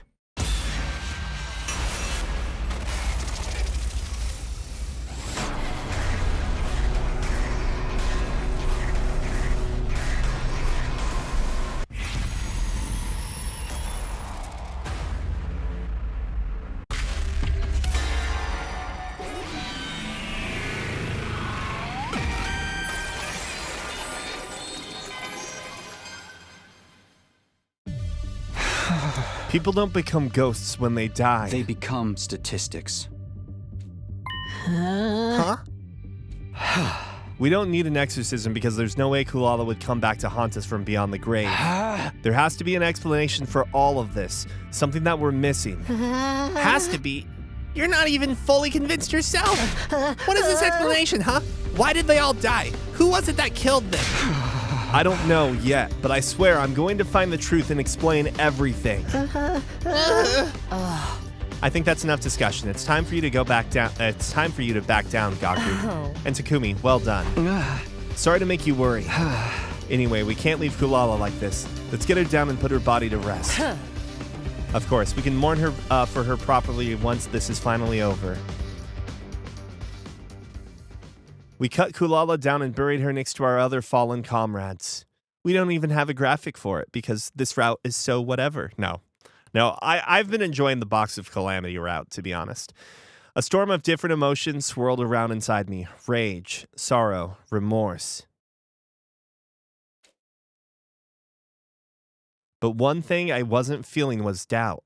It was like the miasma that had been weighing down my thoughts for so long had finally been dispelled. Why are there Futurum books in the school? I have a feeling that, well, so they straight up went and stole the baby from like a village or something, right? I wouldn't be surprised if they've been retrieving information and books and other things and from the wreckage and ruins of their civilization to try and learn more about them. The information, it's not like they've probably been able to decipher the information, I'm assuming. Who knows, though? So, you know, they're gathering a lot of stuff for research purposes. And as to why it's in the school, i.e. the battleship that fell down to Earth, who knows? But yeah, I don't think it's out of the realm of possibility that, like, if you're invading some alien planet, that you would also take parts of their culture, records, and other things, because that would seem to be, I don't know, that it seems like it'd be useful. You'd be able to maybe use it. I got up, ate a quick breakfast, then went back to my room. I needed to get my thoughts in order. Let's go over the incidents one more time. Yugama was killed in the bathroom. He was hanged, and he had his ankle slit open so he'd bleed out as well. We found Moko in the cafeteria where she'd been stabbed multiple times. Imo was stabbed too. His body was still inside the cage. We'd locked him in. The cage was still locked when we found it too. Why did the killer lock it behind them? Were they trying to create a locked room mystery? But why do all that when why do that when all of Ima's injuries very clearly pointed to murder? Do they just want to mess with us? Then finally, there's Kulala. She was hanged and bled out as well. Looking at the murders all together, they fall into two pretty clear groups. Yugamu and Kulala were hanged and had their ankles cut. Moko and Imo were stabbed. Tenkai, I wouldn't be surprised if Uchikoshi wrote Box of Calamity, or if you looked at the person who wrote Box of Calamity, if it turned out to be someone that's worked on the Somnium Files 2. Which would be like, you know, someone that worked with or writes for Uchikoshi. Yugamo and Kulala were hanged and had their ankles cut. Moko and Imo were stabbed. Why the two different MOs, and why cut their ankles? To drain their cryptoglobin so they couldn't be revived? That's what I thought at first, but just making sure the bodies wouldn't be found for a while would do that too. Ren Sudo is the author of this route. And if this was really about making sure they couldn't come back, the killer could have just thrown them into the undying flames or something. That would get rid of the corpses and make the murder that much harder to trace back to them. The killer's been very clear about covering their tracks, except when it comes to the bodies themselves. Wouldn't it be more advantageous to hide them? And is it significant that those 4 are the ones who were targeted? Hiruko said that the reason Kako started killing people was because she opened the box. The box. This case really does hinge on that thing. I continued to puzzle over the details of the case long into the evening. Before I knew it, the sun had gone down and my room was cloaked in darkness. Still trying to reach an answer, I reluctantly crawled into bed and soon drifted off.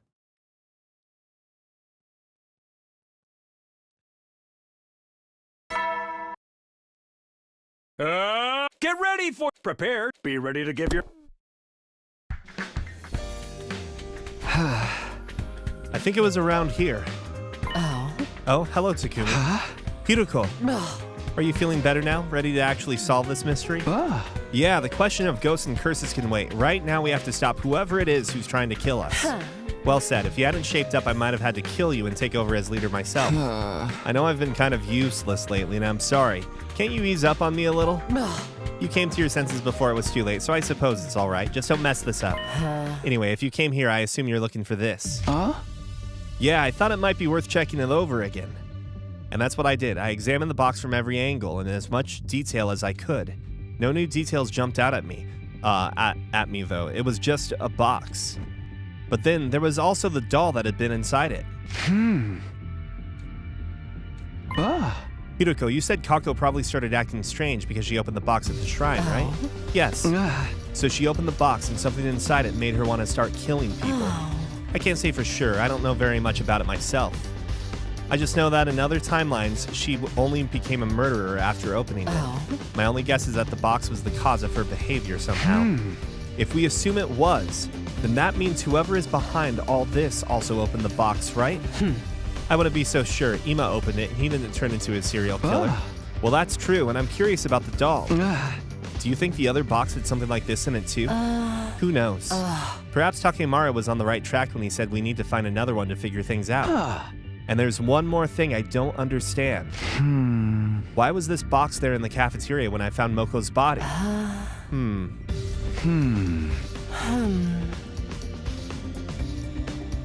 Hiroko and I discussed things some more and threw around a couple of theories.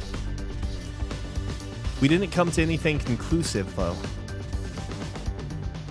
Our 75th day at Last Defense Academy drew to a close, our heads still filled with confusion and unanswered questions.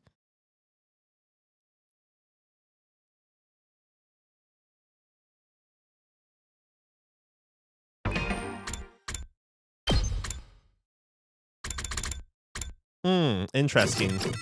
So that's probably ending 34.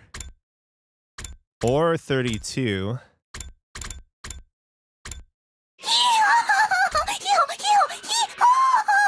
Jesus, that kind of scared me. What's up, Tim? I'm honestly not sure. I'm not sure if I will visit over the holidays. I'm hoping that at some point in time I can take Tiffany out there for some medical stuff. So maybe that could happen around the time I also have winter break. We shall see. Okay. Day 76. I spent most of that day mulling things over. I walked around the school looking for clues, too. I re-examined all the crime scenes, hoping to find something I'd missed the first time around. My search didn't yield any results, though, and all too soon the day was almost over. I hiccuped. Eddie. You never know. Well then. The nighttime announcement played like usual, and then he appeared. Hello, it's been a while. I think I finally have something to report. What is it? I'm predicting, for the record, that the boxes contain ghee. The boxes of Calamity contain ghee, and this is also potentially why, after we get knocked out in the bad box of blessings route, in one of them, that the ghee have started the various number of ghee within the box of Calamity have been infesting or occupying or whatever our party members, our classmates, and that's why they're killing each other. What is it? Before I tell you, I'd like to get your thoughts on what's been happening here. Okay, but I haven't really come up with anything definite yet. I proceeded to tell the ghost boy everything I'd managed to figure out so far. I see. Kako changed because of the strange box, and now you need another one to move things forward. In that case, I think you'll find what I have to say helpful. Really? What did you find out? Well, most importantly, there seems to be a legend regarding the Box of Blessings in Invader Society. Supposedly, there are 7 of the Dragon Balls scattered around the world, and anyone who finds one will find happiness. So what Ava said was true? I don't think so. There's also a corresponding legend about the Box of Calamity. Boxes of Calamity. This one mentioned in even older sources. They say there are a total of 6 of these boxes hidden around the world. So what does that mean? Both of the legends seem to be legitimate, but there's one other important detail. Apparently, Boxes of Blessings and Boxes of Calamity look almost the same. The patterns on the boxes are also the same, but their number of symbols is different. So at first glance, one likely wouldn't be able to tell if a box is one of blessings or calamity. It had a particular design on it. In your culture, I think you call it a moon. Yes, it was a little wooden box adorned with a moon design. I'm pretty sure Ava mentioned the Box of Blessings had a moon design on it. That's right, but the same is true for a Box of Calamity. However, it seems the Boxes of Calamity have a certain order to the number of moons. Unfortunately, I don't know anything about that order. In any case, I think Ava intentionally said nothing about the existence of the Boxes of Calamity. As I said before, Boxes of Blessings and Boxes of Calamity bear a striking similarity. So if anyone were to find a box and not be aware of the Boxes of Calamity, that person would be certain it was a Box of Blessings and open it without hesitation. Supposing it was a Box of Calamity in which a wraith was sealed. So that was Ava's goal. I believe she planned to let you guys open the Box of Calamity in order to wipe out the Special Defense Unit. And she came up with that plan so quickly. The point is, this wraith is something Ava genuinely thought could do us harm. It's not something abstract like bad luck, but a genuine, tangible threat. The box Kako opened at the shrine and the one you found in the cafeteria. Even if we count those as separate ones, there's still 4 Boxes of Calamity out there somewhere. If we can find one, we might just be able to figure out what happened to Kako. You're right, we thought so too, but this confirms it. Thank you. Was I able to help you out a little? I'm glad. With a smile, the ghost boy faded away. Finally, we had some new, definite information. I was so excited that night I could barely sleep at all.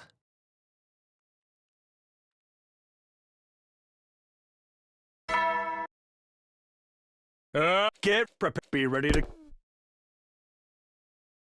After breakfast, I relayed everything the ghost boy had told me the night before, to everyone in the cafeteria. Gotcha, that makes things a lot more simple. We just gotta find the box and that'll show us the bastard who started this whole mess, right? Whether or not it'll get us that far, it's certainly a solid lead at least. And on top of that, knowing that there are other boxes is pretty big. It means that we should be able to find them if we look for them. So how do we do that? If I knew the box's sense, I'd try to sniff them out with my unsightly pig snout. Hey, count me out.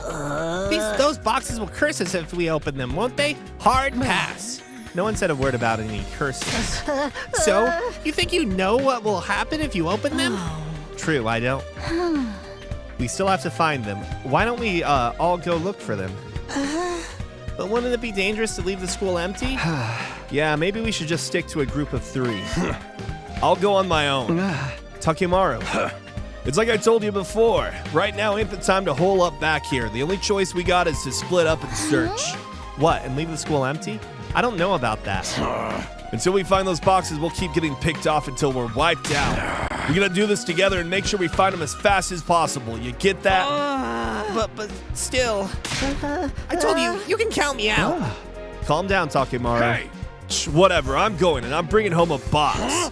Split up the rest of the work however you like. Hey, Takimaru, wait. Let him go. He's not the kind to get himself killed.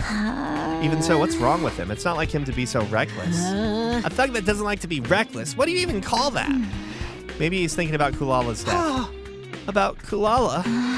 Takimaru went searching for the box before she died, remember? If he'd found that box, then a fair bit of the mystery would have been solved, and Kulala may not have died. That makes him feel responsible for it. The arrogance putting that much blame on himself. He's such a gentle soul. In any case, Hiruko and I will go search for the boxes. Then I guess that makes 3 of us if we count Takimaru taking off on his own. Okay, we're counting on you. Do we think Nozomi is the killer? What I can't remember is if Nozomi is talked about wanting frogs already at this point, or if it's later, if it was later after the decision tree we made earlier. And so our search for the boxes had begun.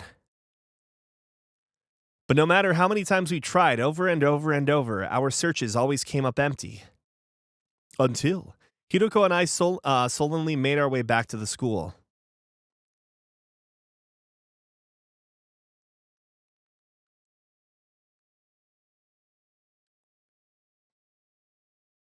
What, is it 87?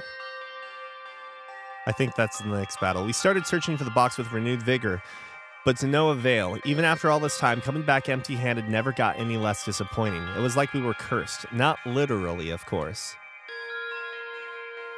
And unbeknownst to us, to me, there was another misfortune waiting to befall us. I would hear about it from Nozomi the next morning.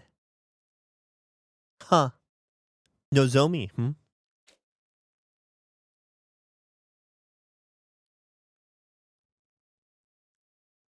What? Takimaru still hasn't come back?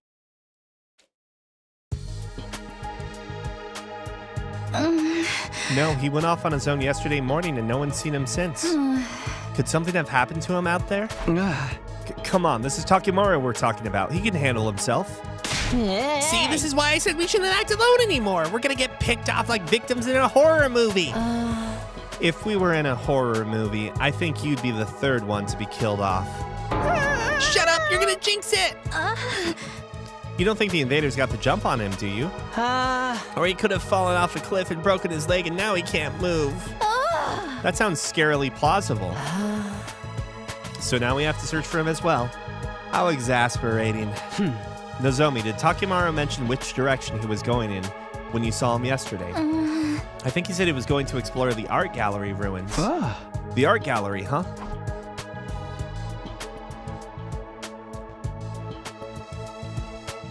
Hiruko and I paired up for the day to search the cavernous building we decided was once some kind of art gallery. There was a lot of ground to cover, and by the end of the day, still no sign of Takimaru. Maybe he made it back on his own while we were out here. We can only hope so. It's getting late. We should get back ourselves.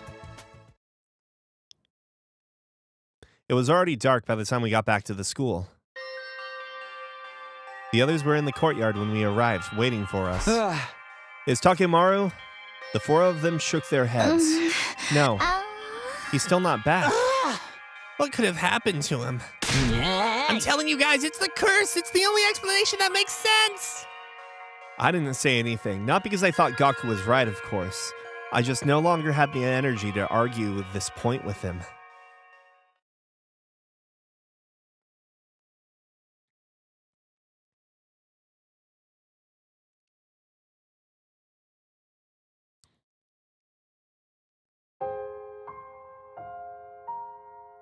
All through day 82 and 83, Hiroko and I kept up our search for Takemaru. The same went for today, day 84. No matter how hard we looked, though, we never found a single clue to our friend's whereabouts. We staggered back to the school that night, more disheartened than ever. As usual, we asked the others if there was any news when we returned. One look at their faces was enough to answer that question. But then something new happened. I heard a noise behind me, footsteps. I took a deep breath and turned around. And standing there before me was... Takemaru! Takemaru! Oh. I don't believe it. No way! You actually made it back. Takemaru! Where the heck have you been? We were so worried. I'm glad you're back, though. Losing another fighter would have been inconvenient. Takemaru?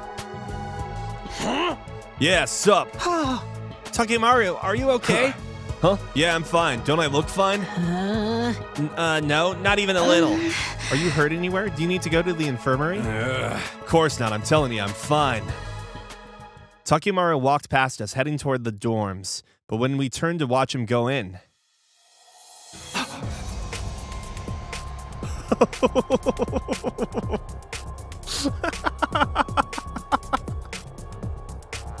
Takemaru, what happened to your back?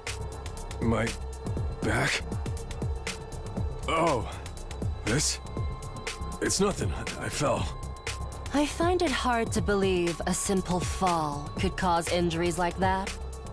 You think so? Is that all you've got to say? You need to get those wounds treated. Doesn't it hurt? Nah, not really. Anyway, you guys mind giving me some space? I'm beat. I want to go get some rest. Takemaru began moving again and disappeared into his room. What was that about? I'm glad he's back and all, but he's acting weird. Is he really okay? Maybe he's just tired. He'll be fine once he gets some rest, right? No one spoke up to answer that question. It was something we'd have to find out for ourselves.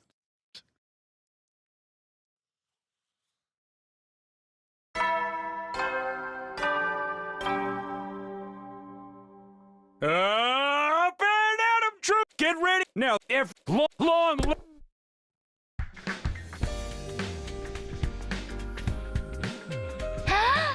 How did you like your breakfast, Takemaru? Was it good?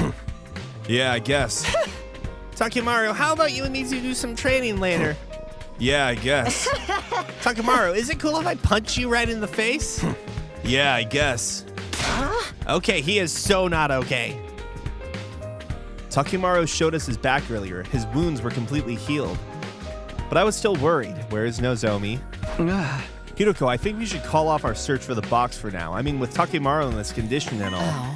I understand, but there's one last place I'd like to try first. Have you got some kind of hunch? Yes, I just thought of it this morning. I want to at least check it out before we take any breaks. Will you come with me? It's hard to tell with all this rubble, but this is where we found the shrine, isn't it? Yes, this might well be the place where Kako first opened the box. I should thank you for telling me about the old invader legends. When I heard those, I got to thinking. The threat of the boxes of calamity was serious enough that the invaders saw a need to pass those stories on to later generations. Yeah, I guess so. That's why the legends are still around today. That being the case, maybe there's a warning where the box was kept too. It's not a sure thing, but I think it's worth checking. I think you're right. I just hope we find something this time. Hiroko and I got to work sifting through the rubble in what was once the shrine grounds. And eventually... Here, I found a scroll. Good job. If it was kept here, there's a good chance it has some information we can use. I undid the string and unrolled the scroll. It was packed with strange writing I couldn't understand, although it did look just a little familiar. Good thing we know someone who could read this. Yeah, let's go ask him. I see. Did you find anything new? Sort of. This is definitely a document about the Box of Calamity. I'm sure of that much, but... But what?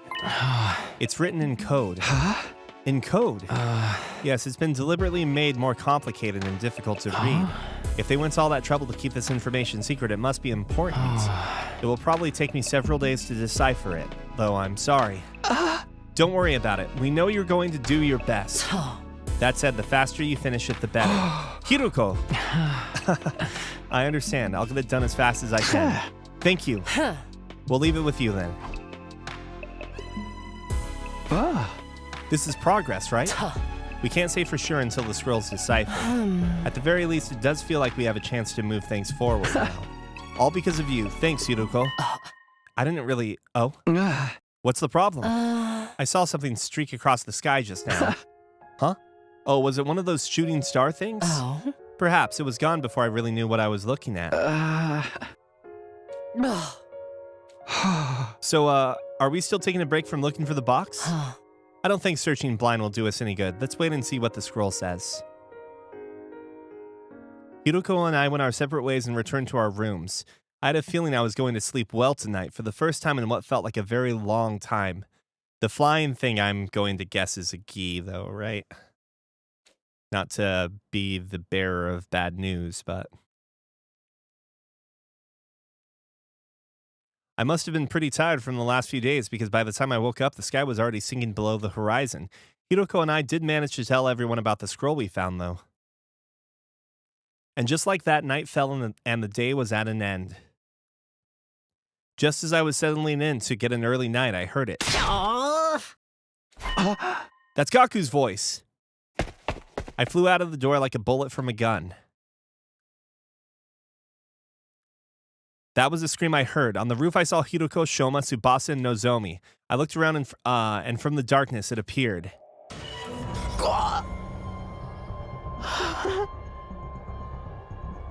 What is this? What's happening?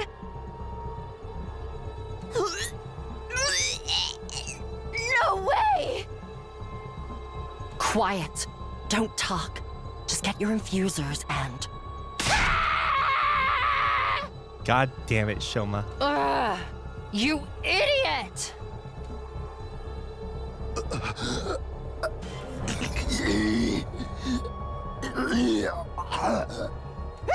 He's looking right at me! Shit.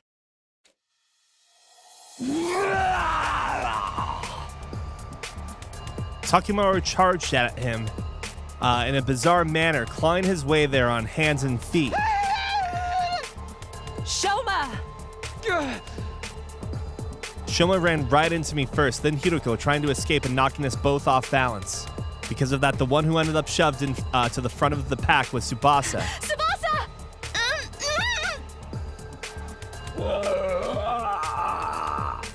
Move, Tsubasa! I frantically pushed toward the front, but I couldn't make it in time.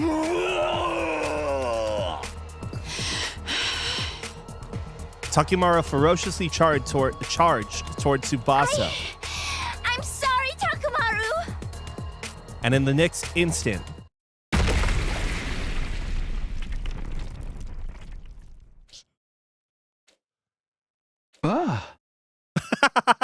Why that sound effect? Huh? What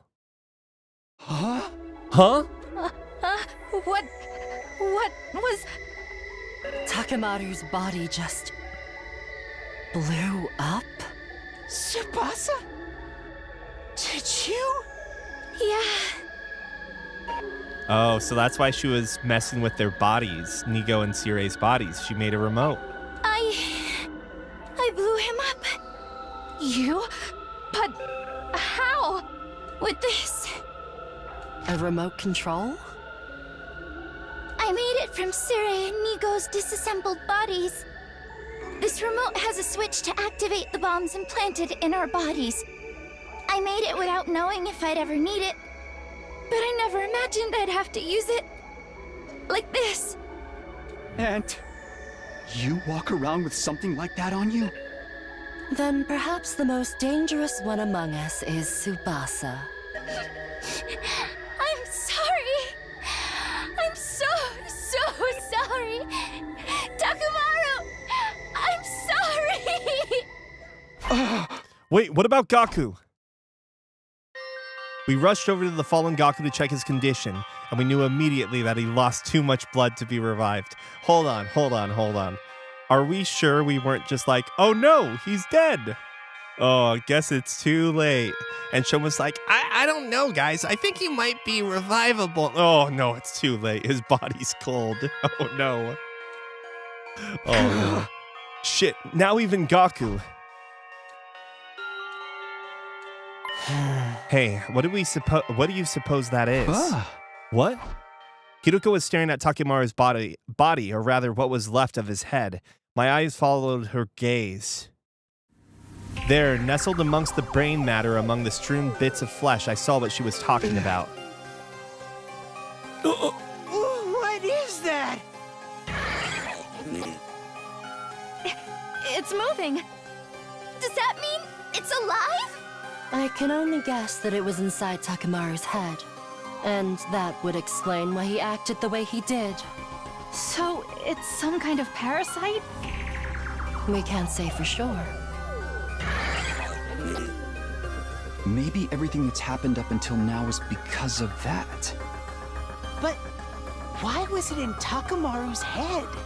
It could have possessed him while he was out searching. We still don't know anything for certain. Except for one thing. We can't let it live. So. With that, Hiruko marched over to the strange creature and stomped on it with all her might. The creature let out an eerie death cry, and before long it stopped moving. Look at Nozomi. How did she react?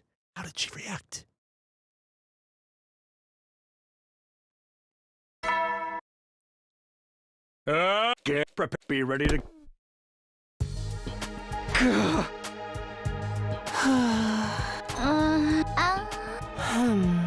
Our team's certainly looking a lot smaller now. You don't have to be so mean about it. I'm just stating the truth. And honestly, I'm ashamed that I've allowed the killer to run free for so long. But we stopped Takemaru, or whatever was possessing him at least. That doesn't mean this is over. Takemaru only started acting strangely on day 84. Before that, he never displayed any unusual behavior. And if he were behind the other murders, it wouldn't make sense for him to start breaking down all of a sudden. Furthermore, he used sheer brute force. It was nothing like the other methods of killing we've seen so far. Are you saying what I think you're saying? I'm still not 100% certain, but we'll come back to this later. The scroll we found should give us some answers. There's no use speculating about it now. Either way, I think it's too soon to say that the killer is finally out of the picture. Hey, Hiruko, why do you ask us to meet up in the courtyard anyway? Because we're about to get a visitor. A visitor? We all followed Hiruko's gaze. Sure enough, there was an indistinct figure in the distance getting closer and closer. A commander! But you said Veshnes was the only one left, Takumi. I thought she was. I've never seen this guy before. There aren't any other invaders around either. Hiruko, how'd you know he was coming? Women's intuition. For real? Just get ready. We need to fight him. Rallying us together, Hiruko handed us our infusers, which she just so happened to have brought along.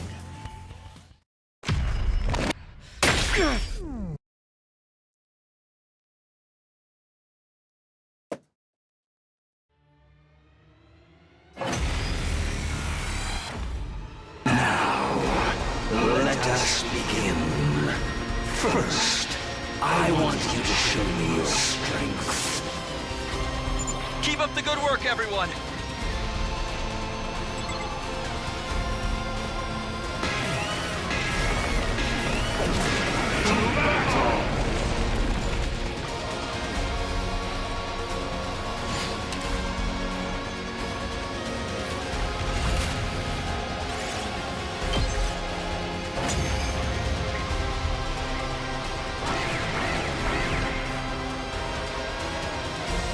That's all.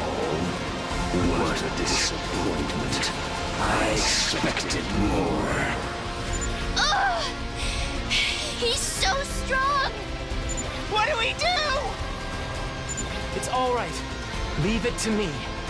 You I'll do something about him with my ability. We're definitely at a disadvantage. Takumi, let's use his power. Okay. Sorry. It's all on you. Yeah, got it.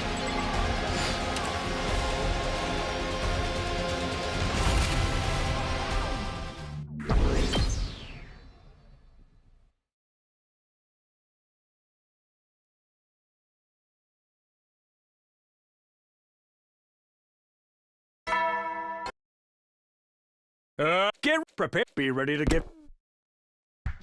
That was weird how it just like didn't even show the aftermath of the fight. So why have you called us all together? Did you learn something new? Yes, I finished deciphering the scroll you brought me. Really? Wow, good job getting it done so fast. If you wanted all of us to present for this, I'm assuming it has something to do with the other incidents as well. I think so. I'll do my best to explain everything. This could take a while, so I'd be grateful if you could hold any questions until the end. We won't get anywhere if we have to stop and discuss everything that seems strange. Also, it was quite an old document, but I wasn't able to preserve the archaic feel of the language in my translation. I appreciate the sentiment, but I don't think we really need that. Please just tell us what it says. Okay, here I go. The scroll contained a legend passed down in this region about a certain life form. They arrived on a planet a long, long time ago inside a flaming meteor. It crashed near a small village, and all the villagers came to investigate it. At the crash site, they found 2 gleaming opalescent orbs. The villagers considered these a gift from God. They took them back to the village and enshrined them. Sometime later, the priestess in charge of the village began acting strangely. It was as if she was possessed by something. Night after night, she would go into a violent rage, killing her fellow villagers. Not only that, her victims rose from the dead and joined her in her killing spree. The massacre went on until the village was almost completely wiped out. Only a single, solitary child remained. The child ran to the neighboring village, begging for their help. The people took up arms and marched on the village where the mad priestess dwelt. None of them returned alive. In fact, they returned as possessed walking corpses, attacking both their own village and others nearby, adding to the body count even more. The destruction spread like a plague until word of it reached the capital. Authorities dispatched seasoned warriors who made short work of the inexperienced villagers. During this campaign, a possessed living person and a possessed corpse were captured and brought back to the capital. There, they were dissected and analyzed by high-ranking holy men. They were surprised to find a strange creature living inside the heads of the possessed. Government officials and ministers all called for the extermination of these repulsive beasts. But the holy men saw things differently. These creatures have brought calamity on us. This much is true. They have taken control of villagers, both living and dead, and driven them to do horrible things. But these too are God's creations. They may have been sent here as divine punishment for our impious ways. Killing them would constitute a crime against the Almighty. The matter was brought before the Emperor, who allowed the creatures to live. He also ordered that their biology be investigated further to prevent similar tragedies and explore the possibility of using them to the nation's advantage. Thus, the 2 creatures were spared and came to be known as Gi, based on the peculiar screeching sound they made. By the time the government's research bore fruit, the Gi numbered 64 in total. But it was felt that having too many of them around would be likely to result in another tragedy. The researchers carried out a cull, leaving only 6 alive, each of which was sealed away inside a small box. These boxes were enshrined in different locations all across the land. That's more or less the chronology, there we go, of the events described in the scroll. Gi, is that what the thing we saw was? Something that possesses people and drives them to kill. It fits the description. The boxes they were sealed in must be the boxes of calamity, right? Do you have any other information about these creatures? Just a moment. Apart from the initial episode with the Gi, the scroll also recorded what the people of the time learned from their research.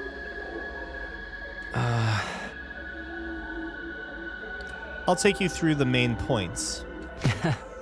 Gi are parasitic creatures with societal structure based around multiple males serving a small number of egg-laying queens.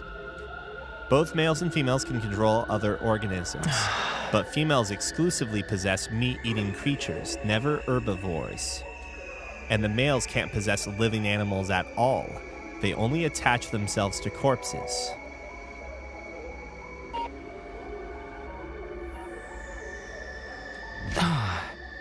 This next part pertains to the Gi queens. When a queen finds a suitable host, it uses its tentacles to enter through it through the mouth. From there, it travels through the nasal cavity and into the brain. Once it settles in, it can no longer switch to another host. The queen extends its tentacles into the host's brain tissue, allowing it to influence their behavior. It can even access the host's knowledge and memories to some extent. Hey, so there's something really minor, but actually makes sense now. I think the Futurome Society stopped eating meat. Like, they don't talk about this often at all, but Futurome Society stopped eating meat at some point because that was one of the giveaways that Moko was replaced with a commander in the first route. In the first 100 days we played. So, who knows if it actually prevents infiltration or not from the queen. More importantly, like, it's one of those things where something really bad could have happened or whatever, blah, blah, blah. And then, like, society starts to, like, you know, change its culture based around those events. It can even access the host's knowledge and memories to some extent. We're on the queen now, right? Yeah, okay. On their own, Gi are simple creatures, but bonding with another creature lets them considerably augment their intelligence. The queen's goal is to provide corpses for other queens to lay eggs in, producing more males. In other words, the killing spree that Gi hosts go on is to create a suitable breeding ground. The more corpses, the more eggs the queen can lay, the more males they'll have to serve them. They can keep this up generation after generation in an endless cycle of killing. Now about the Gi males. When the eggs laid in the corpses hatch, the male larvae emerge. Each of them seeks out another corpse and attaches themselves to its brain. Crawling over it allows them to stimulate the nervous system and reanimate their host. And of course, once they have a host, they make it kill other creatures to create more breeding grounds. In that sense, they're just like the queens. They kill endlessly and indiscriminately. The main difference is that the males can't control their hosts for very long. They're possessing corpses, after all, creatures that are already dead and decaying. The larvae then become pupae and leave their hosts once they reach full maturity. It becomes a frog. Because they resemble flying insects, they inevitably get eaten by small animals like frogs and birds. Once they reach the stomach, they release sperm into it. Gi sperm is incredibly resilient and won't be killed or dissolved by stomach acid. Oh! Then those birds and frogs are eaten by the queen's host. In this way, it gains access to the sperm and is able to fertilize its eggs.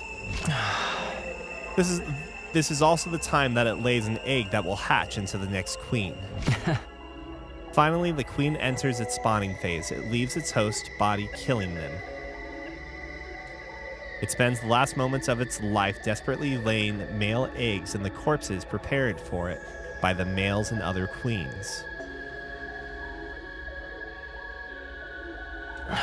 It does this over and over again until it has used all its strength and dies. Eventually, the egg it left behind in its previous host hatches into a new queen. That queen seeks out a new host, enters through its mouth, takes over its brain, and the cycle begins anew. That's all I was able to find out.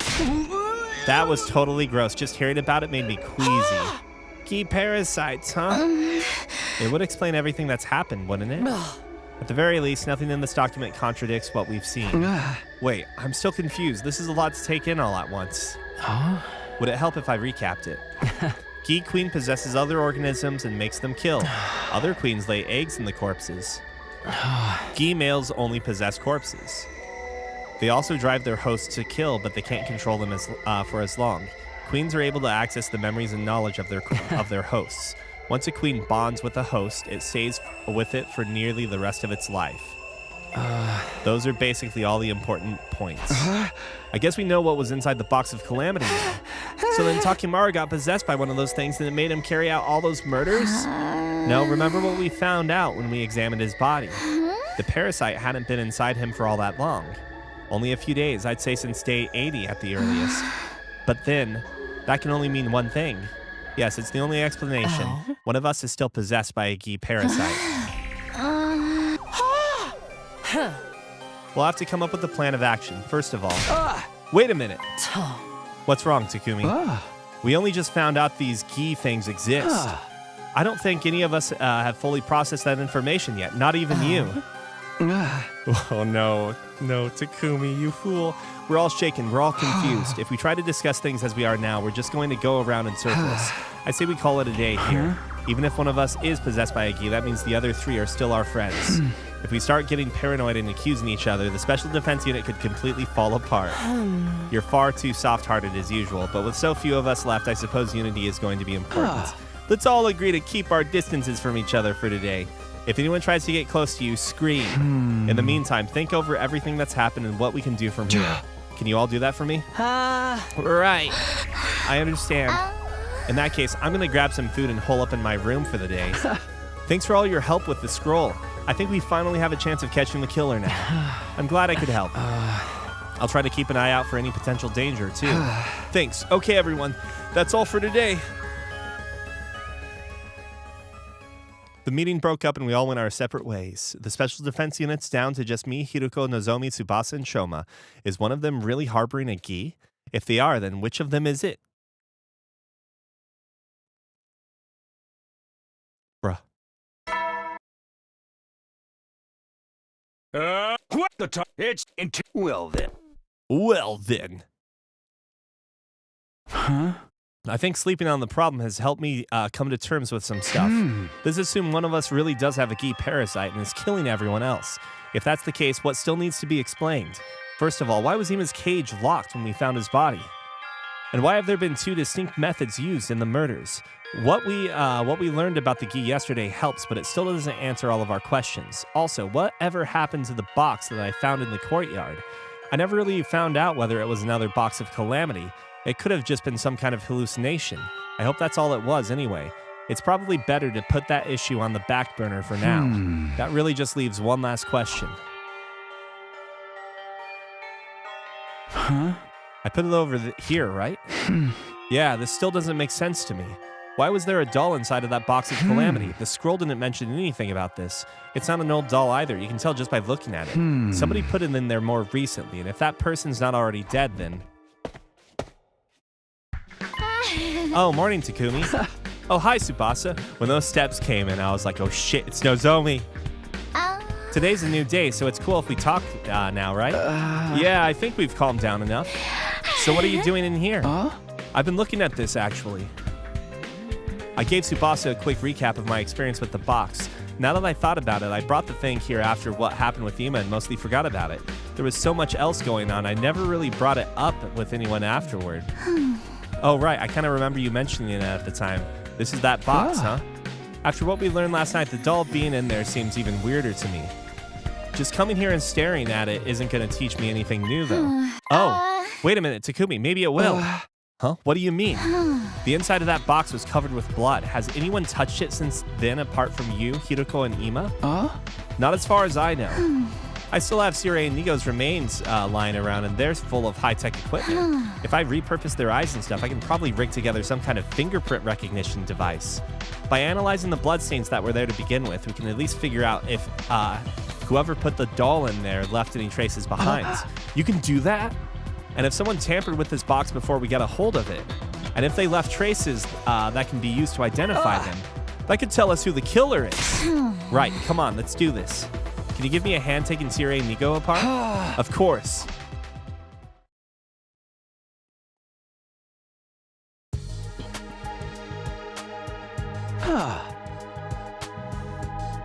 So Tsubasa's going to be working on a device, and I'll be on guard duty. A fingerprint recognition device, that sounds so cool. Once it's done, we should be make considerable progress in our investigation. If I'd known Sire's parts could be useful, I'd have destroyed him myself a lot earlier. I think that could have led to a whole different set of problems. It would have been fine. We had a spare. Don't say that. Nigo was more than just a spare. Anyway, was it okay for you to tell us what that's what she's working on? I mean, if the killer really is one of us, they know all about it now. Don't worry. Tsubasa agreed to it. I'll be keeping watch here the whole time, so if the killer tries anything, they'll just risk exposing themselves unnecessarily. Yeah, I can just imagine Takumi being like, what are you doing sneaking around? You're the killer, aren't you? It should only take me a day or two, so everything should be fine. That said, I'd like you all to stay away from the garage until Tsubasa's finished. It was Tsubasa the killer this time? I don't think so, but if I catch you trying to interfere, that's as good as a confession. All right, we'll leave you two alone then. Wait, I actually came up with a good idea myself. Before we go, will you at least hear me out? A good idea? Yes, one that's practically guaranteed to catch the killer. The fingerprint recognition device kind of makes this redundant, but I want to suggest it anyway. I guess there's a chance the device won't turn up any useful results. Okay, let's hear it. Well, why don't you all just die? Huh? Wait, let me explain. I don't mean it like that, you know. I just mean all of you can be revived and reconstructed when you die. What do you think would happen if that person with the gi inside them died? They'd be revived like normal, but without the parasite. Then we really wouldn't have to investigate any further. Don't get me wrong, dying is still scary to me, but these are extreme circumstances and all.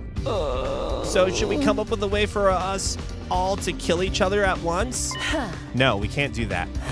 This plan won't work the way you think it will.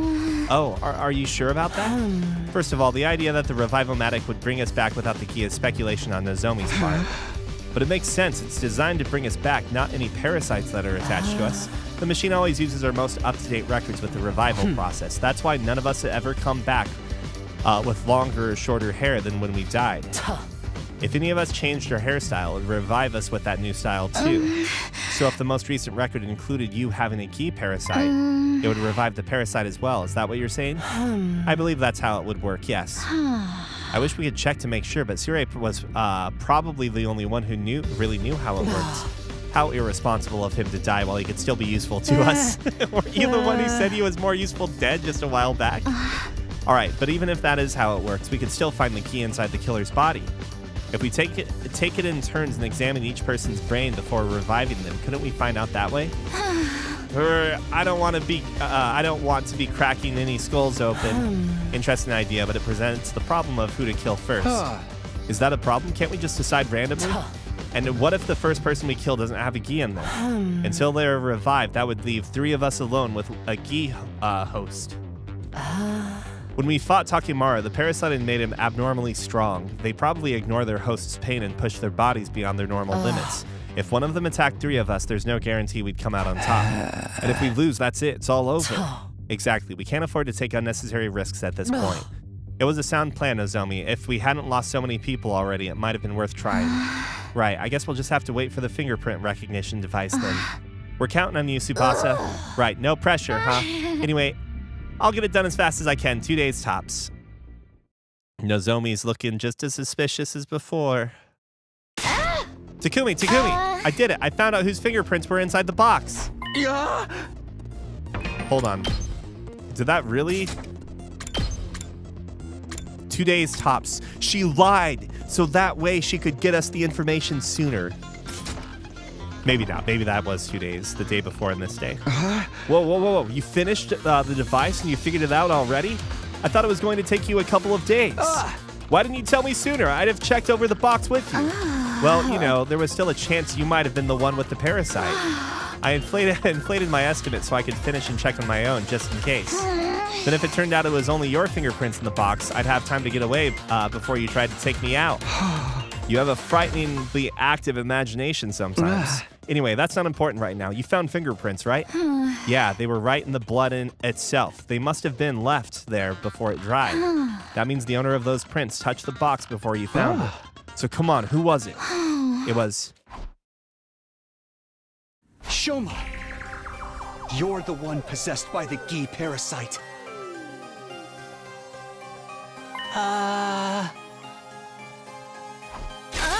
No way, Shoma? Are you sure about this? You can come to the garage and see the results for yourself if you want. The fingerprints inside the box are Shoma's. You can tell even with the naked eye. I'll look into that later. For now, I'll take your word for it. Shoma, what do you have to say about all this? Answer us, Shoma. Shoma.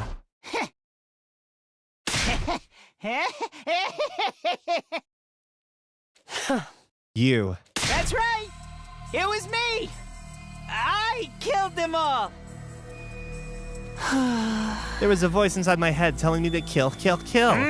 So you see, you've got to forgive me. It wasn't my fault. It was all that voice. It must have been the key. It made me do it. It's not my fault! It's not... Huh? Are you kidding me? There's no way we're letting you off that easy. You're the killer? You're the killer here. There's no doubt about it. We've got proof and everything. Just how long have you been picking us off like this? Pretty much the whole time. It all started on day 26. I went out exploring the ruins and found a strange little box. I opened it up and there was the key. I brought it back to the school with me, box and all. Don't ask me why. I was probably already under its control by then. First of all, I killed Yugamu. It was so easy. Everyone was nowhere near as careful as they are now. I hit him on the back of the head and that was that. Moko's murder went pretty much the same.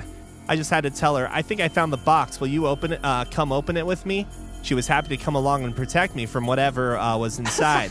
I'd already put the doll in there. It was something to surprise her and take her attention away from me. Once she dropped her guard, I stabbed her in the back. But then I messed up. I heard footsteps coming toward the cafeteria and panicked. It turns out that was you, Takumi. I was in such a rush, or in such a hurry to get away that I left the box behind.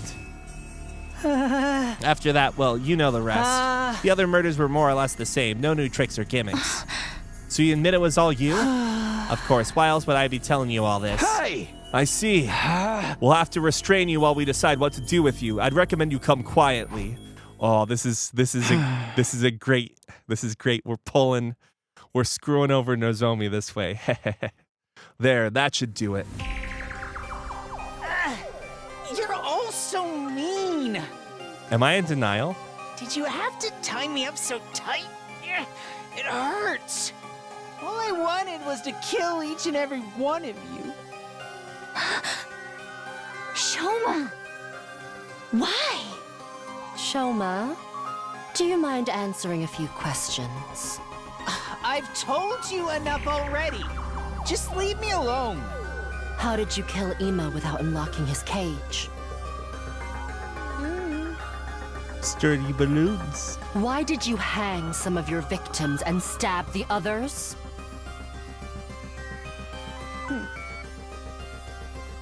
Why did you choose those 4 as your first victims? I don't know! I just did what the Gi told me. It made me do it. Maybe the Gi just picked its targets instinctively. What about destroying Sire and Nigo? That had nothing to do with the impulse to create corpses. It was a far more calculated move. Did the Gi tell you to do that as well? Yes, that's right. I did it all because of the Gi. It was controlling me the whole time. Then how did you get inside Ima's cage? I had a spare key. I found it by chance and used it to open the cage and kill him.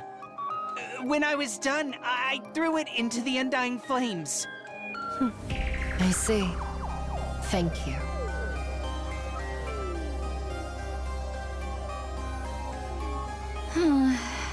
What did you guys think of what Shoma said just now? He is the one who did it, right? It's all over now. There's no doubting that Shoma was involved in some way. Restraining him will reduce the chances of further incidents for now. I don't think we should rest easy just yet, though. We left Shoma tied up in the parking lot. He couldn't possibly get out on his own. We'd caught the killer, so why did I feel so uneasy?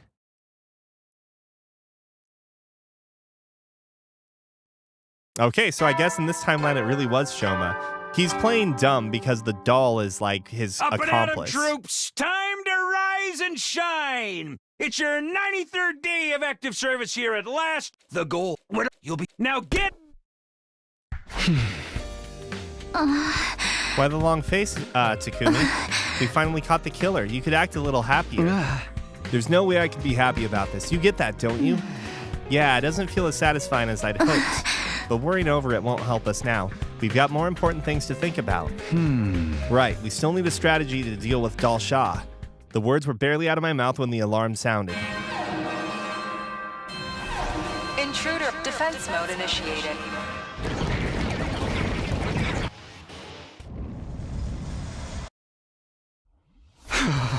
Damn it, he's here already. Come on, Takumi, we have to hurry. Right.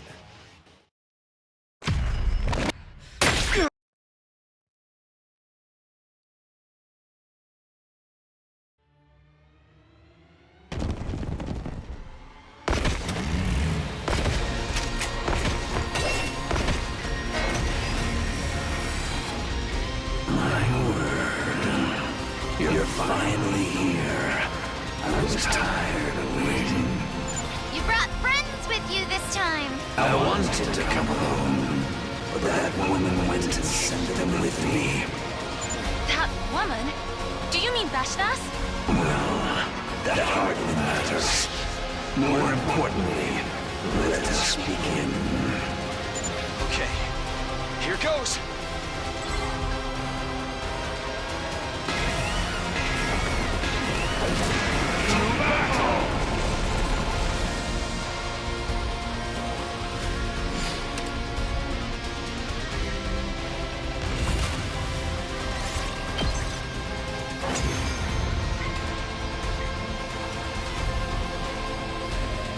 There. That's all of the cannon fodder dealt with. Now, just the old man. Then let's finish this.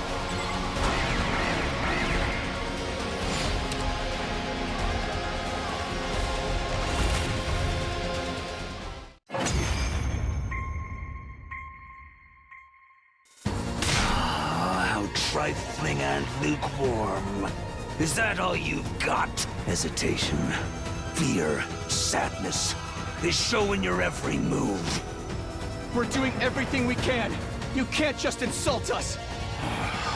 How regretful that I was dragged into such a trifling battle.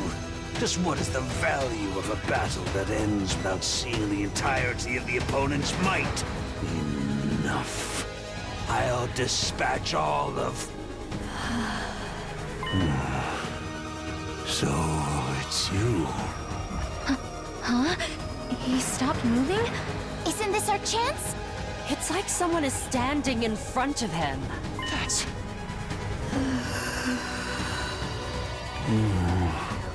But, say what you will, I have my own goal. You have a point. You indeed have a point. I will leave. What? I said I will leave. Whether I kill you or you kill me, it seems the death I seek is not here. I have lost interest. This will do. I shall leave. You're abandoning the battle? This should be preferable for you. And it doesn't change the outcome. And you cannot beat her. At this rate, you will be killed. Farewell. Huh? With that, Dal Shah, the commander, calmly took his leave. He didn't mention anything about coming back, so it was likely that was likely the last time we'd ever see him.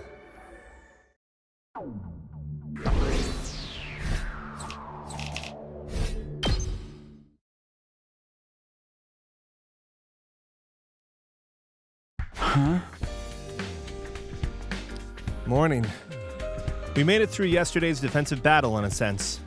It feels more like Dal Shah spared us again, and I still have no idea why. None of this makes sense. What made him give up and leave so suddenly? You shouldn't overthink it, Takumi. Hiruko, it's true we didn't defeat that commander through strength or skill. Just think of it as a stroke of good luck instead. What about Vashnas? She's even stronger than Dal Shah. Good luck won't help us against her.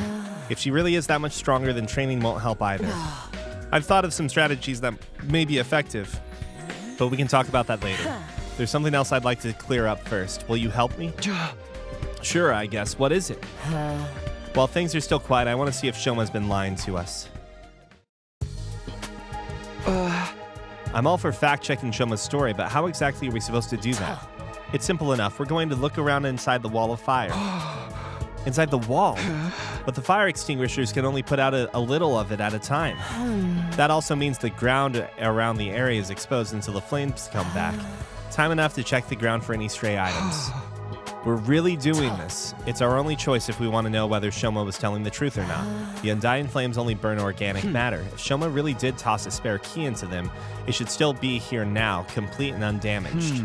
Okay, it'll be a lot of work, but I guess it's worth it. I wouldn't want to leave you to do it on your own either. I'm glad you understand. Now we have a lot of ground to cover, so let's get started. Hiroko and I spent the rest of the day making our slow, methodical way around the wall. It's not exactly glamorous work, but it's the only thing we can do right now. Better give it my all.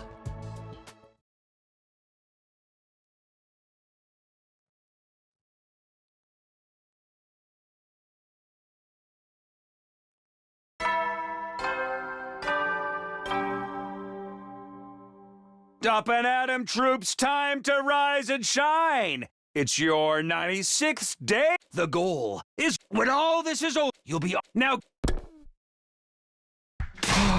The fire extinguishers are broken? Not exactly broken. It's more like they need some cooldown time. All that walking around putting out the flames yesterday really did a number on them. They were never intended to be used this frequently over such a short period. This is unfortunate. Is it though? We pretty much know that Shoma was the killer now. Takumi said you guys were looking for the spare key to prove it, but is that really worth the risks at this point? Honestly, probably not. But it still bothers me. I can't just let this go. All right then. I'll do some maintenance on the extinguishers for you. I'll try to have them ready to use again by tomorrow. That's not another inflated estimate, is it? I've got no reason to lie to you now. Okay guys, take these back to the garage for me. Sire and Nigo, since when are they operational again? It's really just their outer shells.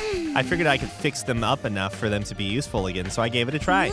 Their personalities are gone, but they can follow simple instructions. It makes lugging stuff around a lot easier. Can you really just fix up crazy advanced technology like that? Anyway, you two should get some rest. You look exhausted. It would take more than this to tire me out. But if we can't use the fire extinguishers today, I suppose it's best to rest up instead. Sure thing, just tell me what to do. 13 minutes of stream left.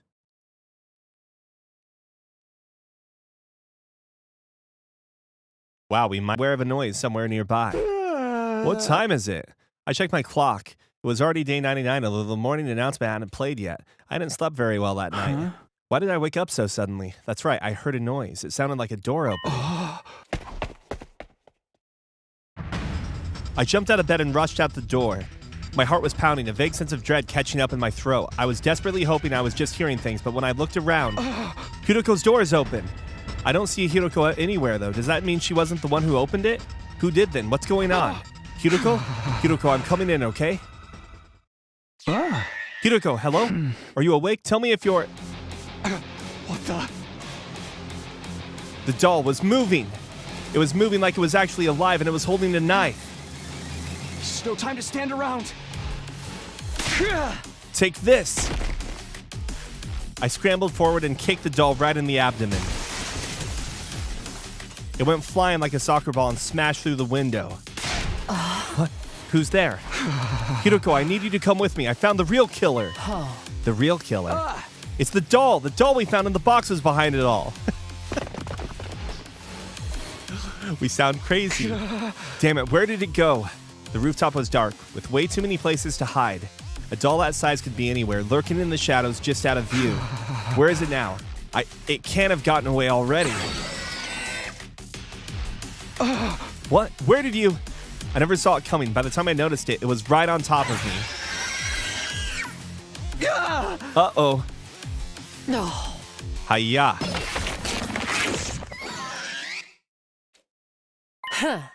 That was a close one, wouldn't you say? Hiroko, thanks, you saved me. You did the same for me a minute ago. I didn't think I'd get to pay you back so soon. So we're even then. I wouldn't say that. You still need to make up for barging into my room. I do?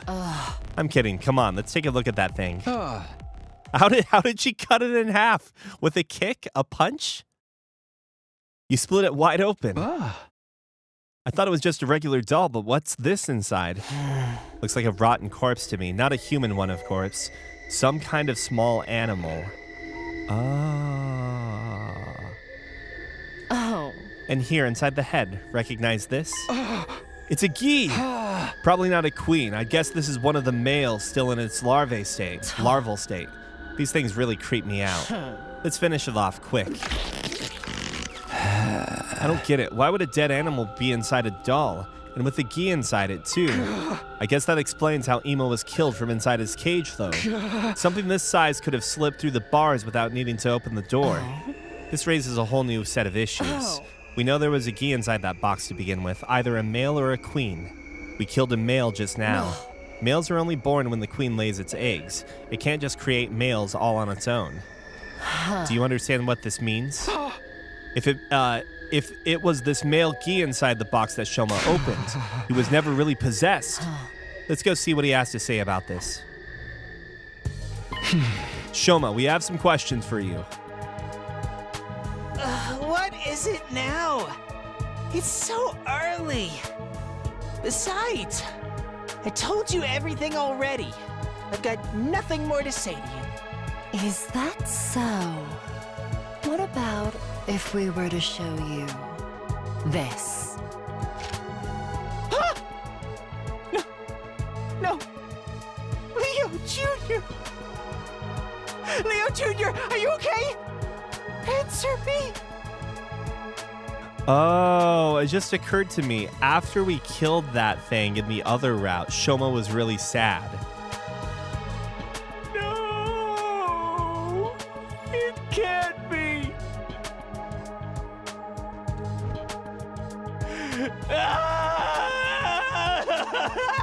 Leo Jr., he's gone.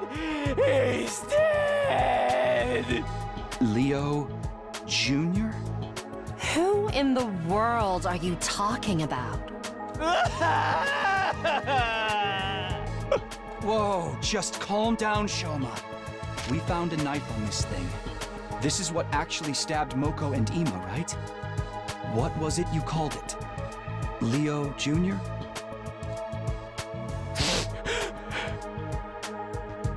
It's really true? Leo Jr.'s dead? In that case, I might as well come clean. That's right. This little guy is Leo Jr. You've been keeping a gi larva as a pet? You even named it? God damn it. I didn't know he was a gi at first. When I met him, he just looked like a regular old dead animal. Tell us everything. The truth this time. Okay. It all really began on day 30. I just want to check and see how, like, when that was at what point in the split. So day 30 would have been after the shadowy figure attack, which was Kako. And we were... Oh, wait. Yeah. It was after that.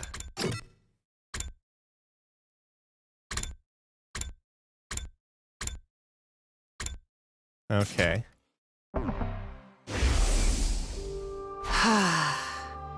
I was out searching the ruins on my own that day. Ever since Kako disappeared, Ema had been in such an awful mood. Right, I think I spotted you heading out alone around that time. While I was walking around out there, I found him. I didn't name him Leo Jr. until later, but that's when I found him. He was almost dead. He could barely move and parts of his body were already decaying. Something about him reminded me of Leo, my dog back home. Jesus, bro. I just couldn't leave him to die alone. This rotten piece of meat reminded you of your dog? What, just because it had 4 legs? There's other stuff too. I mean, they're both just so cute. Let's just call that a matter of taste. So then you brought this animal back with you. Yes. I brought him back to the school and named him Leo Jr. after Big Leo. I made the doll the next day. I wanted Leo Jr. to have something to protect his weak, rotting body. He fit inside just right and seems pretty comfortable too. Moko saw you with it that day. She thought it must be a present for someone. And I guess it was. Oh, I forgot about that. But for Leo Jr., not for one of us. A little while later, Leo Jr. started to recover. He got a lot more active, and pretty soon he could move around on his own. But I knew if anyone found him, they'd want to kill him. So I went looking for a box. A box. Just a little box I could hide Leo Jr. inside for a while. It didn't take me long to find one. I found it in that place and took it. That place? Where do you mean? I cleaned out the box and put Leo Jr. inside it. I thought everything would be fine then. He'd be safe even when I wasn't around. But then one night while I was asleep, he got out. I grabbed the box and went looking for him, and then... You found Moko's body, yes? That's right. I put him back inside his box as fast as I could, but then I heard footsteps. I was in such a hurry to get away, I didn't even notice I dropped the box until it was too late. And those footsteps were mine. That must have been when your fingerprints ended up on the blood inside the box too. I found out later that the box had been put in the garage, but I couldn't exactly go in and take it. So I just went along to see him there sometimes. Leo Jr. is the one who killed Ima, I'm sure of that. There were even more bloodstains on him than usual that day. That settles it. Moko and Ima were murdered by... Leo Jr. Or more accurately, the Gi larva possessing the animal inside him. So, yeah, okay. I don't feel so bad anymore. I was really confused how it wasn't Nozomi this time. Everything you told us before was a lie then? Yes. I opened my worthless mouth and spewed out a bunch of filthy lies. You're not possessed by a Gi parasite. You never were. Right. I still don't get it. Why lie about all this in the first place? That's because somebody threatened me. Somebody... The person who threatened me was the one who killed Kulala. I happened to walk in on the murder. I saw everything. You saw the other killer. If you told us this sooner, we could have saved a lot of time and effort. Like I said, I was threatened. The thought of that hard, cruel voice still sends a chill down my spine. I could kill you too if I wanted to. But you might be useful to me. I'll let you live for now. Just stay quiet about what you saw today. Otherwise, I'll have to tell everyone about the little creature you've been keeping a secret from them. So the real killer also knew about Leo Jr.? Yes. I wanted to protect him, so I had no choice but to keep quiet. I see. You still don't have any right to act like a victim, though. You've been protecting that doll that killed people. If you hadn't picked up that strange creature in the first place... You don't understand. Leo is more important to me than anything. And Leo Jr., he was the same. From the moment I found him, he's been my rock. He's given me the strength to keep going when everything seemed hopeless. I don't care. Tell us who the other killer is. Well... Whoever it is, they must be possessed by a Gi Queen, right? I think so. You remember how I told you I took the box from somewhere? It was in somebody's room. The room of the mastermind behind all of this. Enough dramatic build-up. Tell us who it is. All right. The killer's name is... What now? You've got to be kidding. Intruder alert. Intruder alert. Unauthorized personnel detected on school grounds. Defense mode initiated. All available. No. This is it. It's got to be Veshnes. Come on, Takumi. We need to hurry. But what about him? Make sure his chains are still securely fastened. We'll get back to questioning him later.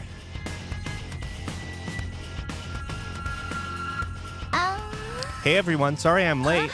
Same here, sorry. Don't worry about it. Now, it's time for the final battle. Right, let's finish this, everyone.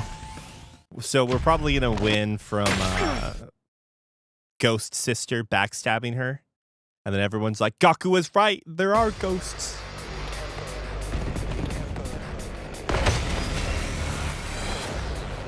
Let's get this started.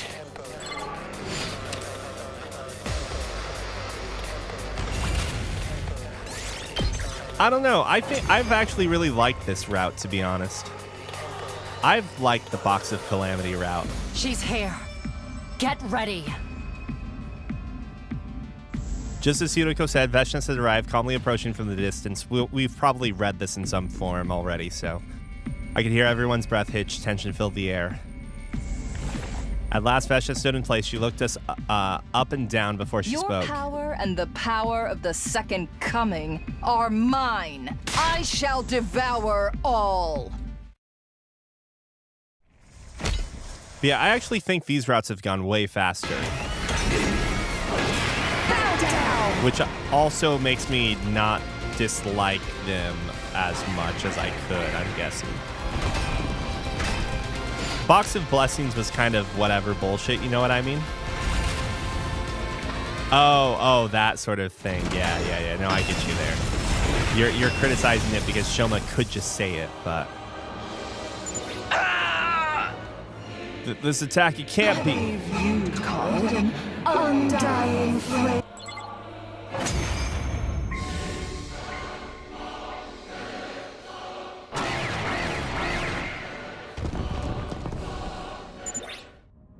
Even if we keep fighting like this, I can't see us winning against Veshnes. If only we could create some kind of opening. Use my power. That's right.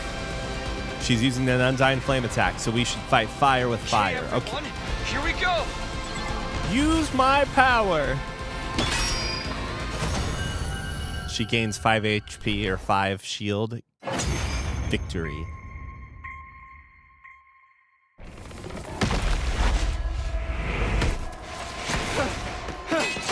Oh, that's really it. No ghost friend that time. I don't believe it. We actually won. Thank you. We couldn't have made it through this without you. Don't mention it now. Excuse me. I need to rest. Great job, everyone. Hey, didn't you two say you made some progress with your investigation too? Yes, it's better than you. It's better that you hear it from Shoma, though. Shoma, we're coming in. Dead Shoma. Shoma. What the? Shoma's dead? No. This can't be happening. Shoma was the killer. Catching him was supposed to fix everything. He's had his ankle slit.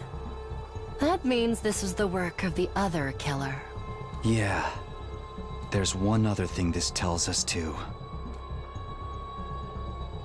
Shoma died before he could tell us who the other killer was. That person was still on the loose. This still wasn't over. It's Noja all over again. Oh no. Troops! Okay. All right, everyone's here. The school's going to start its final assault soon, isn't it? We have one more problem to solve before it does. You sure it can't wait till we get back to the artificial satellite? Absolutely not. Or do you want the Gi running wild up there as well? Right, one of us still has a parasite inside them. Let's go over the facts one more time. The one who killed Moko and Ima was Leo Jr. The Gi Shoma was keeping as a pet. But Yugamu, Kulala, and Shoma's killer is still on the loose. Although technically you could add 2 more to the body count. We know for sure that me and Hiroko aren't possessed. Because neither of you had the opportunity to kill Shoma? Right, we both left the parking lot together, and we were never apart until after the battle. That means it was one of you, Nozomi or Tsubasa. You were both late getting to the war room when the alarm sounded. What if there's a third killer and they're both working together? Not possible. If that were the case, the victims would have come back from the dead. Remember, it's other queens that provide the queen with corpses to lay its eggs in. Or to put it another way, if none of the corpses have eggs laid in them, that means there can't be more than one queen here. It's only males that can reanimate corpses, and even if they did, they wouldn't be able to use hemoanima. Right. Once we die, our cryptoglobin starts losing its power. So it has to be one queen and one male we've been dealing with. Well, Takumi, have you figured out who the killer is? I think it's... A Gi Queen possesses a living human and is able to access their knowledge and memories. Taking that into account, the answer should be obvious. There's really only one person it can be. What should I say here? Right? Listen, I know this because I've put together all the clues. There can only be one culprit.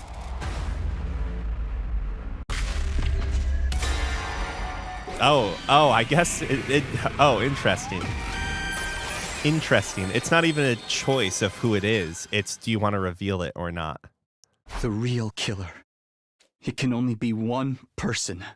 It's you, Nozomi. What makes you say that? It's the only logical conclusion. It all points to you. You're wrong. It wasn't me. But maybe you could tell me your grounds for suspecting me anyway. I already explained how it couldn't have been Hiroko or me or Hiroko. But that just narrows it down to me and Tsubasa, doesn't it? No, it can only have been you. We're not just looking for Yugamu, Kulala, and Shoma's murderer, but Sirei and Nigo's as well. Sirei and Nigo? Why are you bringing them up? They were both destroyed the same night Moko was killed. The real killer probably wanted them out of the way so they could pick the rest of us off more easily. I don't think Leo Jr. could have thought of that on his own. He was ordered to do it. He must have killed Moko, gone after the others, then come back. That would explain why the box moved. There was nothing inside that box when I first arrived. Leo Jr. must have slipped back in while I was checking on Sirei and Nigo.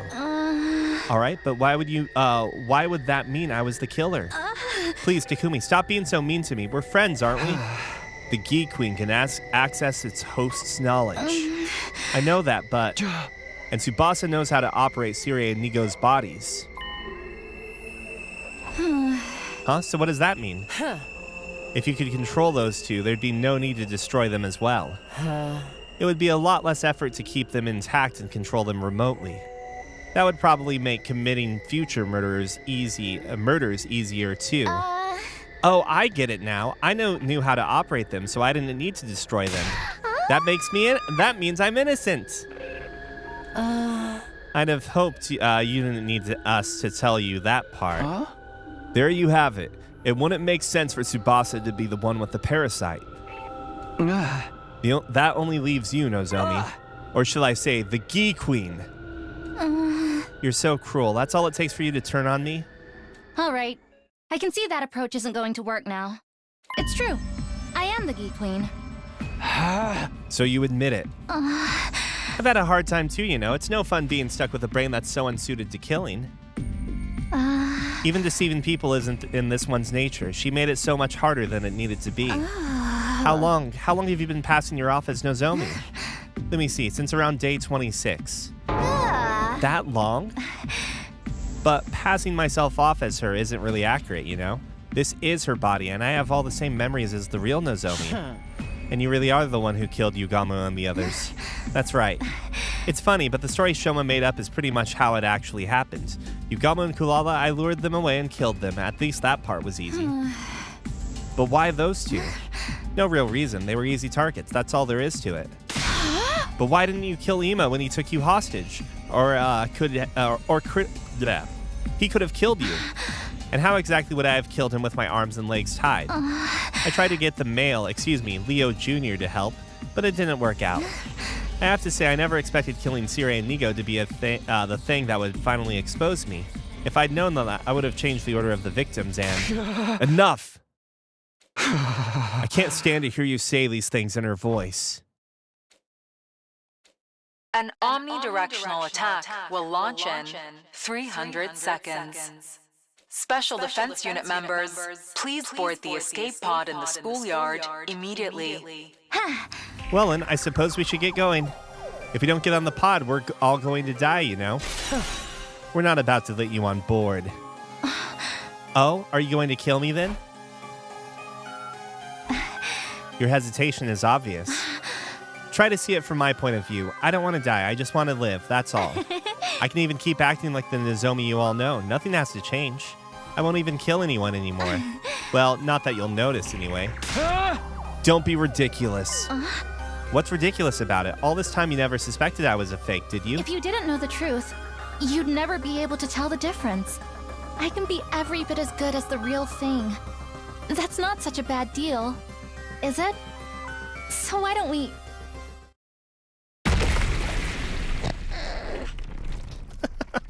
Before she could finish, the top half of Nozomi's body was blown apart.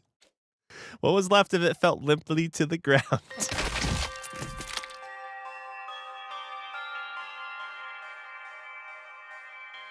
This is... I'm sorry. She sounded so much like Nozomi, it felt like we might end up agreeing with her. And I couldn't let that happen. I'm sorry. It's okay, Tsubasa. It had to be done. One of us had to stop her. I'm just sorry you had to be the one to do it. Wait, Takumi, the Geek Queen's still alive. What now? It'll die in the final attack anyway, even if we don't do anything. No, we can't take any chances. I'm going to finish this. Key. It's over, Your Majesty. 60 seconds until the omnidirectional attack. Commencing countdown. Quick, we need to get to the pod.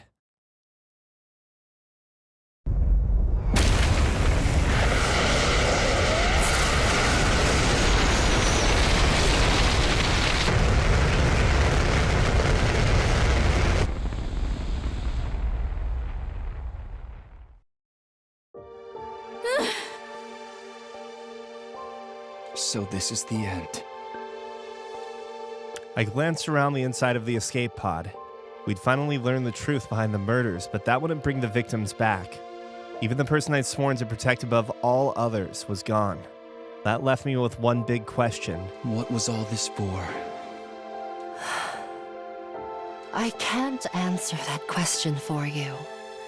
But what you did here wasn't meaningless. I can tell you that much. You uncovered the truth when no one else could. And I was there to see it. I'll remember what you did here. And another me, in another time, will remember too. Hiruko. Because of you, a tragedy like this won't occur again. You won, Takumi. You defeated the Gi.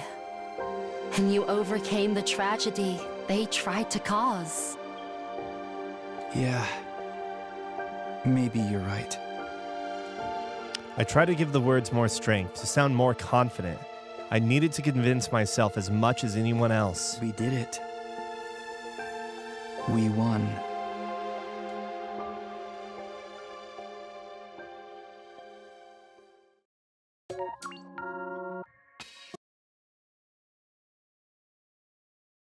$34. So now we just need 36.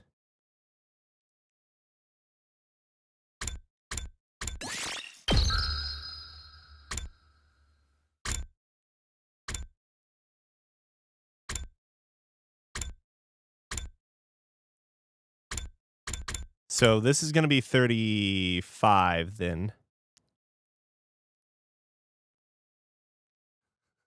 Surely the Gi don't know about time travel. Surely. Oh Lord. No, I do think that.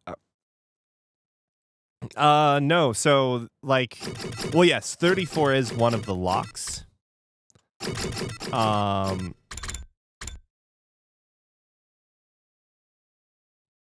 But Story Lock 3 is the other thing that we don't have access to. We don't know what Story Lock 3 is. Maybe we've reached Story Lock 3. Who knows? But we still need 36. And unless like we unlock the Story Lock without realizing it, this should still be locked. Yep.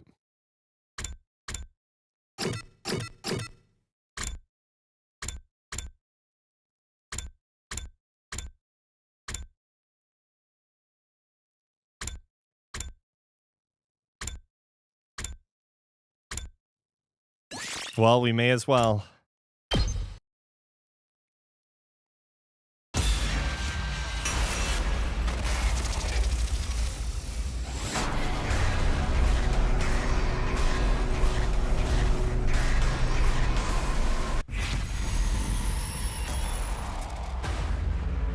No, how about we don't reveal?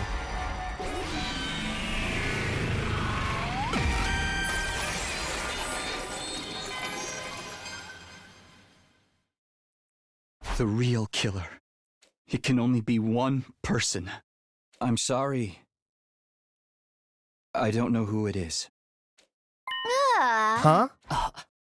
Takumi. I'm sorry, I really don't know. I can't figure it out. We can't go back to the artificial satellite like this, huh? I guess I'll go to my room then. Hey, wait a minute. What's going on? Takumi, come back here. Explain yourself. Takumi. An omnidirectional attack will launch in 300 seconds. Special Defense Unit members, please board the escape pod in the schoolyard immediately. Sure is quiet. Apart from that announcement, there's not a single voice to be heard. Takumi, do you have a minute? Nozomi. Sorry, I got held up taking care of something. Oh, and thanks for not telling everyone I was the killer. It made things go much easier. What's the matter? You're crying. Are you hurt? I never got to tell her I was sorry. Huh? I'm sorry, Takumi. You probably won't like what I have to say. I'm fully prepared to fight for humanity's future, and I know we have to kill our enemies in order to do that. But killing someone who was so helpless, who was begging for her life so desperately, I just can't accept that there was no other way. So until I feel normal around you again, I think I need some time alone. I'm sorry, but for now at least, please just stay away from me. The day you became you, the you are now, was the day before you killed Yugamu, right? That was right after I got into a fight with you. You said you needed some time alone, and I tried to respect that. But the whole time, all I wanted to do was apologize and make things right between us. I was so happy when you started talking to me again during the search. But by then, you were already this new you. So the old you basically died still mad at me, never knowing how I felt. That's not true, Takumi. Huh? I know me better than anyone, so I know. Right up to the end, I wanted to make up with you too. I regretted saying those harsh things to you.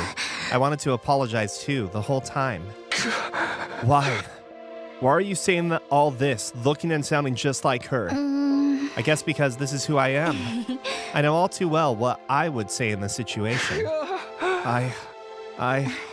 Now, close your eyes, Takumi. Don't worry, you don't have to be scared anymore. I'm right here with you. Just know that I was always grateful to you, and that I wanted us to be together. There, that's better, isn't it? I did as she said and closed my eyes. In a little while, it would all be over. I just sit here in the dark and wait for the end to come. It was weird, but I really wasn't scared anymore. Everything was so clear to me now.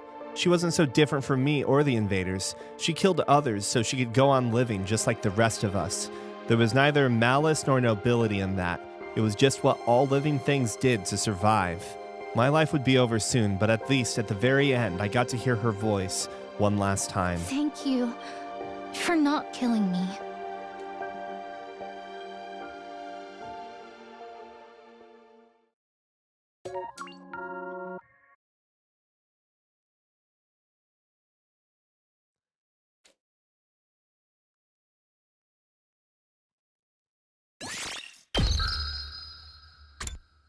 So I guess I was somewhat right, except I was slightly off. I thought this route would be, well, I thought this route would be 34 and 35, and then this would be 36 and 37.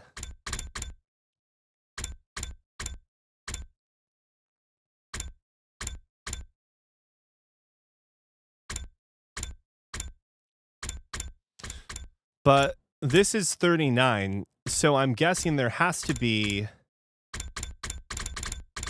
a 37 and a 38. So there's a premature ending someplace here, or it could be this one. That could be 32. Oh, wait, no, hold on. Oh, this could be 36.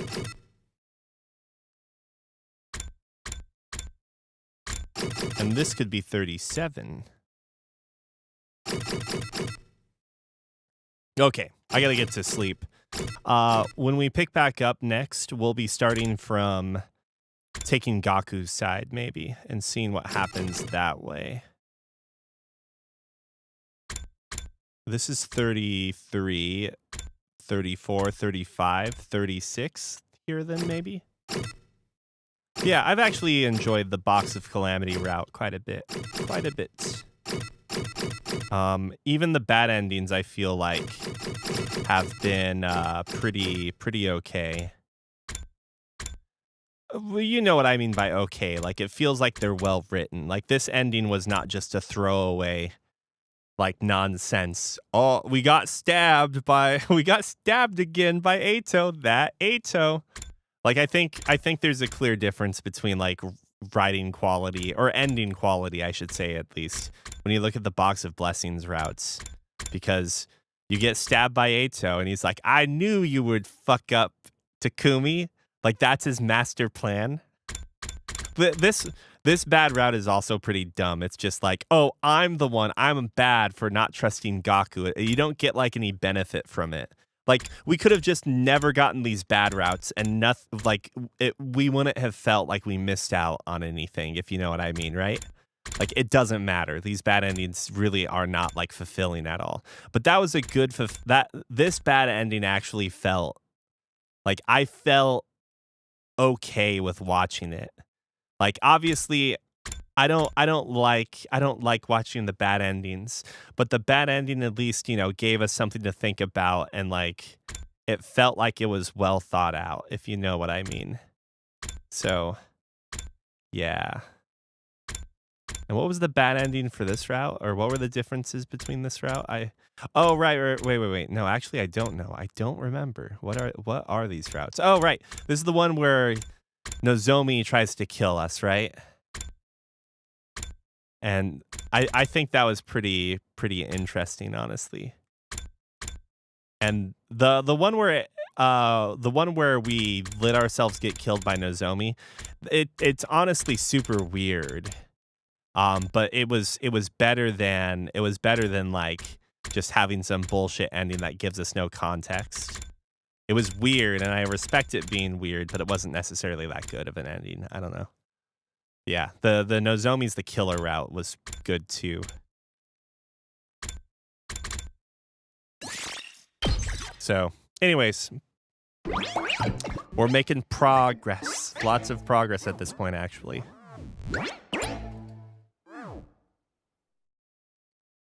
All right, have a good night. I'll probably try and stream tomorrow. Oh, that's not the right one. Here we go. That's the right one.